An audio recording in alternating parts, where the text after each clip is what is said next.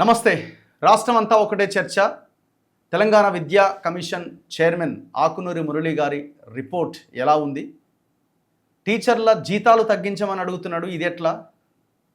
Political పార్టీలు, ముఖ్యంగా BJP లాంటి పార్టీలు అయితే ఇది తీసుకెళ్లి మూసీ నదిలో కలిపేయండి అని వాళ్ళు మాట్లాడుతున్నారు. కొంతమంది టీచర్ల సంఘాలు కూడా టీచర్ల జీతాలు తగ్గించమని ఎట్లా మీరు అడుగుతారు? ఇది మిగతా అంశాల మీద దృష్టి పెట్టకుండా దీన్ని ఎందుకు ఫోకస్ చేస్తున్నారు? దీని మీద ఎందుకు దృష్టి పెట్టారు? దీన్ని ఎందుకు లీక్ చేశారు ఫస్ట్ అనే ఒక చర్చ నడుస్తున్నది. అసలు ఈ తెలంగాణ విద్యా వ్యవస్థని మెరుగుపరచడానికి ఈ రిపోర్ట్లో అసలు ఏమున్నది? ఈ ఎడ్యుకేషన్ పాలసీ ఫర్ తెలంగాణలో స్టాటిస్టిక్స్ ఉన్నాయి, రికమెండేషన్స్ ఉన్నాయి, ప్రస్తుతం ఉన్న పరిస్థితికి సంబంధించిన అంశాలన్నీ ఇందులో పొందుపరచబడి ఉన్నాయి. సో నేను ఉదయం కూడా దీని మీద ఒక బ్రీఫ్ అనాలిసిస్ చేయడం జరిగింది. చాలా అంశాలు ఉన్నాయి ఇందులో, కానీ బయట మాత్రం ఈ టీచర్ల జీతాల పెంపుకు సంబంధించిన అంశమే హైలైట్ అవుతున్నది. ఇంకా ఇందులో ఏమేమి అంశాలు ఉన్నాయి? చాలామంది వెయిట్ చేస్తున్న ఇంటర్వ్యూ ఇది. చాలామంది అడుగుతున్నారు, ఆకునూరి మురళి గారిని ఒకసారి ఇంటర్వ్యూ చేయండి, బయట కనబడతలేరు.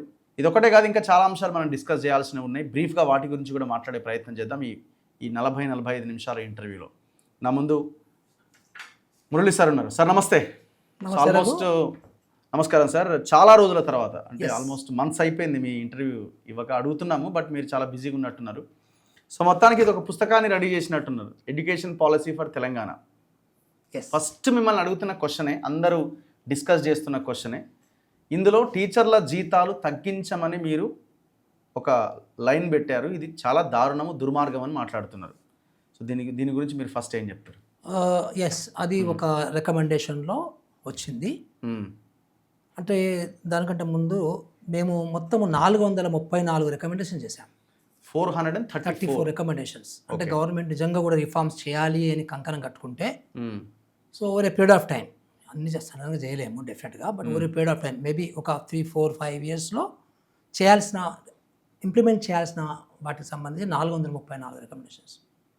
సో ఇప్పుడు సహజంగానే టీచర్స్ హట్ అయిన ఒక సెంటెన్స్ ఏంటనేదంటే, ఐ థింక్ నేను అది చదువుతాను, ఎగ్జాక్ట్లీ మనము ఏం రాసామనేది. ఓకే, చదివితే కొంచెం అందరికి కూడా బాగా అర్థమైంది. నేను ఇంగ్లీష్లో పెట్టాము, తెలుగు బుక్ రెడీ అవుతుంది, బట్ తెలుగులో మనం ట్రాన్స్లేట్ చేస్తే, సో మక్కి అప్పేరాలో ఉన్న 2 సెంటెన్స్లు. ప్రభుత్వ ఉపాధ్యాయులు, బోధనా సిబ్బంది మరియు బోధనేతర సిబ్బందికి చెల్లిస్తున్న వేతనాలు ప్రస్తుత మార్కెట్ ప్రమాణాలతో పోలిస్తే ఎక్కువగా ఉన్నట్లు గమనించబడింది. భవిష్యత్తు సిబ్బంది నియామకాల్లో అండర్లైన్ ఈ వేతన నిర్మాణమును సమీక్షించి వాటిని పునర్వ్యవస్థీకరించడం అవసరమై ఉండవచ్చు. అంటే ఇంకా కొంచెం డీప్గా అనాలిసిస్ చేయాల్సిన అవసరం ఉంది అనేది. దీనివల్ల విద్యా నాణ్యతను మెరుగుపరచడము మరియు విద్యార్థుల సంక్షేమాన్ని అభివృద్ధి చేయడం వంటి వేతనేతర వ్యయాలకు తగిన వనరులు బడ్జెట్లో పెట్టే అవకాశాలు లభిస్తాయి. రాష్ట్ర సమగ్ర ఆర్థిక సామర్థ్యాన్ని దృష్టిలో ఉంచుకొని విద్యారంగాన్ని కూడా కలుపుకొని ప్రభుత్వ ఉద్యోగుల జీతాలు, భత్యాలు మరియు పెన్షన్లపై ఖర్చులను సమతుల్య విధానంలో నిర్వహించడం అవసరం. ఈ అంశాలని పరిష్కరించకుండా వదిలేస్తే ప్రస్తుత వ్యయ నిర్మాణాలు భవిష్యత్తులో ప్రభుత్వ విద్యా వ్యవస్థ విస్తరణ మరియు బలోపేతానికి అడ్డంకులుగా మారే అవకాశం ఉంది. అంటే ఇందులో పొలిటీషియన్స్ ఎట్లా ఆలోచన చేస్తారంటే, కొత్త వాళ్ళని రిక్రూట్ చేయాలి, అడుగుతాడు ఫైనాన్స్ సెక్రటరీ, ఎంత బడ్జెట్ అయిద్దయ్యా అని చెప్తాడు పెద్దవని, పక్కన పెట్టుకుని రోజులు. Simple politics. సో గవర్నమెంట్ జరిగేటివి ఇట్లాంటివి జరుగుతుంటాయి అన్నమాట. తర్వాత always this percentage of salaries in the budget, so అది కూడా చాలాసార్లు డిస్కషన్ వస్తూనే ఉంటుంది. సో సహజంగానే ఈ శాలరీస్ కూడా, అంటే మేము సుమారుగా 305 విద్యా సంస్థలు విజిట్ చేశాం. 305 private and government universities, anganwadi సెంటర్లు, స్కూళ్ళు, హై స్కూళ్ళు, అన్ని రకాలు, గురుకులాలు, మొత్తం అన్ని రకాలు. మనకి బైదివే మనకి 29 రకాల స్కూల్స్ ఉన్నాయి గవర్నమెంట్లో. Okay, right. అయితే ఈ 305 స్కూళ్ళు ప్రైవేట్ కూడా తిరిగాం కాబట్టి, ప్రైవేట్లో మనం న్యాచురల్గా కంపేర్ చేసుకుంటాం కదా, ఎట్లా ఉంది పరిస్థితి వాళ్ళది, ఎట్లా ఉంది అనేది. అటువైపు చాలా ఎక్స్‌ప్లాయిటేషన్, అంటే ఎస్పెషల్లీ బడ్జెట్ స్కూళ్ళల్లో అయితే ప్రైవేట్ స్కూళ్ళ యొక్క ప్రైవేట్ టీచర్లు పాపం వాళ్ళు ఎవరైతే పనిచేస్తున్నారో వాళ్ళ శాలరీస్ చాలా దారుణంగా ఉంటాయి. మ్మ్. 5,000 రూపాయలు నుంచి మొదలైతే మ్మ్. సో ఎంత పెద్ద స్కూల్ అయినా కానీ మీకు ఒక 50,000 కంటే ఎక్కువ ఉండదు. ఓకే. ఎవరో ఒకరు ఇద్దరు బాగా ఫేమస్ టీచర్లు ఉంటే మనకు 1,50,000 అట్లా కూడా ఇస్తారు డెఫినెట్గా. కానీ అక్కడ ప్రిన్సిపాల్కి ఎక్కువ ఇస్తారు వాళ్ళు ప్రైవేట్ స్కూళ్ళల్లో. ఎందుకంటే కీ అనమాట అది, ప్రిన్సిపల్ హెడ్ మాస్టర్ చాలా కీ. ఎందుకంటే వాళ్ళు మేనేజ్ చేస్తేనే వాళ్ళకి మార్కెట్లో అట్రాక్షన్ ఉంటుంది. సో ఇప్పుడు ఇది మనలో చెప్పిన క్లియర్గా ఏంటంటే ఇందులో జీతాలకు సంబంధించి ఇప్పుడు ఉన్న ఎంప్లాయీస్కి అంటే ఉన్న టీచర్లకి ఇంక్లూడింగ్ అదర్ ఎంప్లాయీస్ ఎవరి శాలరీ తగ్గించమని చెప్పలే మనం. సో భవిష్యత్తులో ఉన్నదాన్ని చూసుకోండి అని చెప్తున్నాం. ఓకే, అర్థమైందా? సో ఇప్పుడు ఉన్న వాళ్ళకి సీఎం 100% తగ్గించాడు, గవర్నమెంట్ 100% తగ్గించదు. మేము కూడా తగ్గించమని స్పెసిఫిక్గా చెప్పలేదు ఎక్కడ కూడా. ఉన్న వాళ్ళకి తగ్గించమని చెప్పలేదు, భవిష్యత్తులో రిక్రూట్ అయ్యే వాళ్ళ విషయంలో ఆలోచించమని చెప్తున్నారు. ఎగ్జాక్ట్లీ. కానీ మీరు ఆల్రెడీ డిసైడ్ అయ్యారు టీచర్ల యొక్క జీతాలు ఎక్కువగా ఉన్నాయి మార్కెట్ వాల్యూ ప్రకారంగా చూస్తే అని. డిసైడ్ కాదు, ఇట్ ఈస్ అబ్జర్వ్డ్ అని పెట్టాం. It is observed. ఇప్పుడే మీరు అబ్జర్వ్ చేస్తే అది తెలిసింది అని చెప్తున్నారు. ఇప్పుడు అయిపోయాను 5,000 రూపాయల నుంచి 50,000 రూపాయల వరకు ఉన్నాయి టీచర్ల శాలరీలు బయట.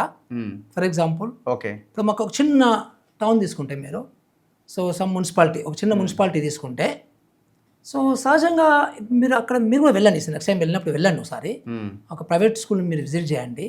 మనం చెప్పింది అబ్జర్వేషన్. ఇప్పుడు ఆ ప్రైవేట్ స్కూల్లో ఎట్లా ఉన్నాయి శాలరీస్ వాళ్ళవి ఒకసారి మీరు నెక్స్ట్ టైం పోయినప్పుడు చూడండి ఒకసారి. This is observation. సో అంటే నేను ఒకటి ఈ మధ్యన సోషల్ మీడియాలో చూశాను, ఒక అమ్మాయి వాళ్ళ అమ్మని అడుగుతుంటుంది అనమాట, you want to be happy or you want to be right.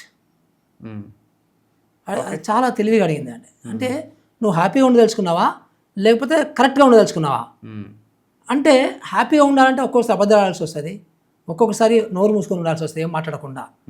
రైట్గా ఉంటే అప్రైట్గా ఉంటే ఇప్పుడు నువ్వు మాట్లాడతావు కదా రైట్గా అప్రైట్గా, గవర్నమెంట్ తప్పని చెప్తావు, ఒప్పని చెప్తావు కదా. So you have to decide. So అట్లా మన పబ్లిక్ లైఫ్లో ఉన్నప్పుడు కూడా you have to decide this. నేను హ్యాపీగా ఉండాలనుకుంటే ఇంకోలాగా ఉంటా, నేను రైట్గా ఉండాలనుకుంటే ఇంకోలా ఉంటా. సో నేను డిసైడ్ చేసుకున్నా రైట్గా ఉండాలనేది. సో మీరు వాస్తవాన్ని ప్రజల ముందు పెట్టిరు. ఇది ఒక్కటే కాదబ్బా నేను చేస్తున్న వాస్తవం. నీకు నా గురించి నీకు తెలిసినప్పుడు ఎన్ని సంవత్సరాల నుంచి తెలుసు నాకు తెలియదు, కానీ 5 సంవత్సరాల నుంచి 6 సంవత్సరాల నుంచి మనము మా ఫీల్డ్లో మా గవర్నమెంట్లో నా గురించి తెలిసిన వాళ్ళు కూడా నన్ను ఏమంటారు తెలుసా, అబ్బా this guy is brutally frank అంటారు. ఇప్పుడు కాదు, 20-25 సంవత్సరాలు 30 సంవత్సరాల నుంచి కూడా బ్రూటల్లీ ఫ్రాంక్ అనేది నాకు బిరుదుంది. సో నేను అంటే అబద్ధాలు ఎందుకు అడగాలి? I don't want to be happy, I want to be right. కానీ ఇప్పుడు టీచర్ల జీతాలు చేంజ్ చేసుకోవాలి లేకపోతే దాని మీద ఫోకస్ చేయాలి అని లైన్ పెట్టినప్పుడు, ఇప్పుడు టీచర్లకు సంబంధించిన జీతాల్లో తగ్గుదల బదులు దానికంటే ఇంకా మిగతా వాటికి ఎక్కువ బడ్జెట్ కేటాయించాలి అన్న లైన్ తీసుకుంటే అయిపోతుంది కదా. ఇప్పుడు అది తగ్గించడం వల్ల కొత్త రెండు తీసుకోవాలి. నేను ఇక్కడ డిస్కస్ చేయను, కానీ దీంట్లో ఇంకా చాలా వేరే అంశాలు ఉన్నవి. నేను అది ఇంకా ఫర్దర్గా కాంప్లికేట్ చేయదలుచుకోలేదు, కాంట్రవర్సైల్ చేయదలుచుకోలేదు. కానీ బట్ దీంట్లో ఇది ఒక్కటే కాదు, ఇది మనీ పార్ట్ ఒకటే కాదు, చాలా విషయాలు ఉన్నాయి ఇందులో. ఐ థింక్ అది better not to discuss. Okay. So yeah, మీ మీద వస్తున్న విమర్శలకి మీరేం సమాధానం చెప్తారు? ఇదే చెప్తున్నా, అంటున్నారు, ఇట్లాంటి రిపోర్ట్ ఇస్తారు. సంజయ్, ఆయన పేరు బండి సంజయ్, మొల్దారుల గురించి మాట్లాడే ఒక నిరక్షరాస్యునికి సంబంధించి ఏం కామెంట్ చేస్తాం అబ్బా ఆయనది అర్థమైంది. ఇది ఒక్క ముక్కని అర్థమైందా నేను ఛాలెంజ్ చేస్తాను. ఆయనకి సెంట్రల్ మినిస్టర్ అట, మరి ఆయనకి ఎట్లా ఇచ్చిన మినిస్టర్ నాకు తెలియదు, కానీ ఒక్క ముక్కన ఒక పేజ్ చదవడైనా ఆ ఛాలెంజ్. సో మల్టీగ్రేడ్ టీచింగ్ అంట నేను ఉదాహరణకి, అది పెద్ద ప్రాబ్లం ఉందంట. ఆయనకు అర్థమైందా? ఆయన గురించి మనం ఎంత తక్కువ మాట్లాడుకుంటే అంత మంచిది. ఆయన పార్టీ వాళ్ళు సంజయ్ పార్టీ వాళ్ళే ఆయన పక్కన పెట్టేశారు అనుకుంటా, వదిలిపెట్టాయి. హరీష్ని కూడా కౌంటర్ చేసినారు మీరు. ఇప్పుడు హరీష్ కూడా అంతే. ఇప్పుడు మనము తెలివిగా ఉంటే, మీరు ఒక ఇంటెలెక్చువల్ అనుకుంటే, మీరు ఒక మెచ్యూర్డ్ పొలిటీషియన్ అనుకుంటే, లోపలికి వెళ్ళి దాని క్వాలిటీ ఎట్లా ఉంది, ఏ విషయాల మీద మనం మాట్లాడాము, ఏ విషయాల మీద ఎలాంటి రికమెండేషన్ చేశామో ఆ రికమెండేషన్ పట్టుకొని చెప్పాలి. ఇగో ఇది కరెక్ట్ కాదు కదా, ఎట్లా పెట్టారు అని సంథింగ్ వాట్ ఎవర్. ఆర్ నిజంగా ఇంకా ఒక స్టేట్మెంట్ అయితే మంచిగా చెప్పాలి, కరెక్ట్ ఇది బాగుంది ఇది బాగాలేదని చెప్పాలి కదా. నువ్వు ఒక పొలిటీషియన్ లాగా అసలు ఫస్టే లోపల పోయేంత ఆయనకి ఓపిక లేదేమో, ఆయనకు కూడా మరి సంజయ్ లాగా చదివేంత ఓపిక కానీ లేకపోతే చదువుకుంటే అర్థమయ్యేంత లేదేమో నాకు తెలియదు. ఆయన ఇరిగేషన్ ఎక్స్పర్ట్ కదా. ఇప్పుడు అలాంటి చోట ఏం చేసినట్టే ఆయన మా క్వాలిఫికేషన్ పడ్డాడు. నేను నిజంగానే ఎప్పుడు క్వాలిఫికేషన్ చూడలేదు. తీరా నిన్న మా కూర్చొని మా అందరినీ పిహెచ్డీ లేరు అంటాడు. అరే భలే ఇదేందబ్బా అని నేను నిజంగా చూసిన 11 మంది ఉన్నారు కదా మొత్తం. ఆ డ్రాఫ్టింగ్ కమిటీలోనే నేను చూసారు కదా మీరు అందులో. ఓకే. సో నేను మొత్తం క్లియర్గా మళ్ళీ ఒకసారి చూసిన అసలు ఏంటి దీన్ని ఏం చెప్తున్నాడు చూద్దామని చెప్పి చూస్తే మా డ్రాఫ్టింగ్ కమిటీలో అందరూ డాక్టరేట్లే, అంత పిహెచ్డి అంత ఒక అమ్మాయి అయితే she's doctorate in education. Okay. అంటే ఇతను ఏమి చూడకుండా చాలా క్యాజువల్గా ఆకునూరి మురళి ఐఏఎస్ అన్నట్టు ఇంజనీర్ అంటాడు. ఐఏఎస్ అంటేనే పాలసీ మేకింగ్ అబ్బా. ఓకే. సో పాలసీ మేకింగ్ ఉన్న ఏకైక సర్వీసెస్ ఐఏఎస్ఏ కదా. బట్ నన్ను పక్కన పెడదాం. ప్రొఫెసర్ పిఎల్ విశ్వేశ్వరరావు ప్రొఫెసర్ అంటే మరి ప్రొఫెసర్కి డాక్టరేట్ ఉంటుందని ఆయన తెలుసో లేదో నాకు తెలియదు. ప్రొఫెసర్ అంటే డాక్టరేట్ ఉంటుంది, దాని తర్వాత బాగా సీనియర్ అయిన ప్రొఫెసర్ అవుతారు. Doctor Charakonda Venkatesh is a PhD. తర్వాత professor Padmaja Shah, so she is a professor again. She had her masters in USA. So Michigan యూనివర్సిటీలో ఫేమస్ యూనివర్సిటీలో మాస్టర్ చేసింది ఆమె. అండ్ ఆమెకి ఎడ్యుకేషనల్ దీంట్లో మన మీడియాలో కూడా చాలా ఎక్స్పీరియన్స్ ఉంది. మన టీశాట్లో చాలా సంవత్సరాలు పనిచేసింది ఎగ్జిక్యూటివ్ డైరెక్టర్గా. సో దెన్ కార్తిక్ సుబ్రహ్మణ్యం ఇర్మా అని అదొకటి మన రూరల్ మేనేజ్మెంట్ అది ఉంటుంది అనమాట. అక్కడ కురియన్ గారు స్థాపించింది అహ్మదాబాద్లో. That's a very famous thing. ఈ అబ్బాయి దగ్గర 10 సంవత్సరాలు ఎడ్యుకేషన్లో పనిచేశాడు ఫీల్డ్లో. ఓకే. రైట్. సో దెన్ వీరవాసవి సీజెస్ అంటేనే I think Karthik Muralidharan the famous California professor. ఆయన ఇంత బుక్ రాశాడు ఇండియన్ ఎట్లా చేయాలనేది. దాంట్లో కొన్ని చాప్టర్స్ ఎడ్యుకేషన్ రాశాడు. Is education intellectual. ఆయన ఫౌండింగ్ చేసినటువంటి ఈ ఆర్గనైజేషన్లో పనిచేస్తుంది. ఆయన నాకు హెల్ప్ చేస్తున్నాడు ఒక రీసోర్స్ నాకు ఇచ్చి. సో ఈ అమ్మాయి కూడా పూర్తి ఎడ్యుకేషన్లో పనిచేస్తుంది. డాక్టర్ జినఫత్ she's a PhD. Doctor Venkatesh is a PhD. వీళ్ళంతా లెక్చరర్లు, వీళ్ళంతా డిగ్రీ కాలేజ్ లెక్చరర్లు. సో షేక్ జావేద్ అఫ్రోజ్ ఈ అబ్బాయి మన లండన్ స్కూల్ ఆఫ్ ఎకనామిక్స్లో చదువుకొని వచ్చిండు.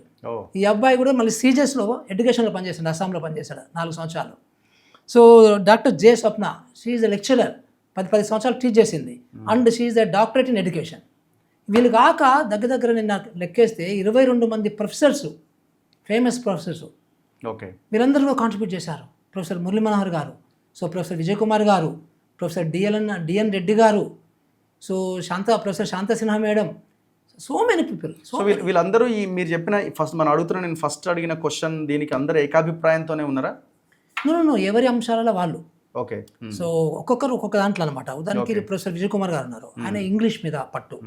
సో అతను టీచర్లకు సంబంధించిన ఈ జీతాల అంశంలో ఈ ప్రొఫెసర్కి సంబంధం లేదు. Okay. So that is administration, అది గవర్నెన్స్ ఇష్యూ అది. ఓకే. సో ఆ గవర్నెన్స్ ఇష్యూస్ నాలాంటి వాళ్ళు ఉంటారు, లేకపోతే మా టీం అంతా డిస్కస్ చేశాను. అంతా కూడా చాలా డిస్కస్ చేసి దాన్ని చాలా జాగ్రత్తగా కూడా చేయడం జరిగింది. చాలా పెద్ద ఎత్తున తెలుసు మాకు ఇది ముందే. సార్ మా వాళ్ళు అన్నారు కాంట్రవర్సీ అవుతుందని మీకు తెలుసా? తెలుసు. అయినా కూడా అంశం పెట్టారు. అంటే ఇంత కాంట్రవర్సీ అనుకోలేదు కానీ బట్ డిస్కంఫర్ట్లో ఉంటారు అనేది మాత్రం తెలుసు. పక్కా అన్కంఫర్టబుల్ ఉంటుంది అని తెలుసు. టీచర్ల సంఘాలు నాయకులు కూడా మాట్లాడుతున్నారు ఎట్లా ఈ లైన్ పెడతారు అని. వాళ్ళు మీకు ఫోన్ చేసి ఉంటారు కదా ఎవరైనా? నాకు ఎవరు చేయలేదు. చేసే ఒక 100 ఫోన్లు వస్తాయి. నాకు తెలిసిన వాళ్ళు ఏమన్నా ఎత్తుతాను జనరల్గా. 434 ఈ 434లో మేజర్గా ఈ తెలంగాణ విద్యా వ్యవస్థని మార్చే ఒక రికమెండేషన్ ఏంటో చెప్పండి. ఫస్ట్ రికమెండేషన్ నేను అంటే మీరు అంటే దీన్ని కనుక ఇప్పటికిప్పుడు ఇంప్లిమెంట్ చేస్తే ఈ అద్భుతం జరుగుతుంది. రెండు చెప్తాను. ఫస్ట్ చాలా ఇన్వెస్ట్ చేయాలి మనము pre primary education. Okay. Nursery, so nursery, LKG, UKG ఇది మన గవర్నమెంట్లో లేదు. మనము ప్రీ ప్రైమరీ అనగానే అంగన్వాడీ అంటాం. Anganwadi is not designed for pre primary, that is designed for health and nutrition. అక్కడ 10 జాబులు ఉన్నవి అంగన్వాడీ వర్కర్కి. She is not really appropriately educated and trained for this purpose. ఆమెకు పాపం చాలా పనులు ఉన్నాయి ఆమెకి. సో అది కరెక్ట్ కాదు.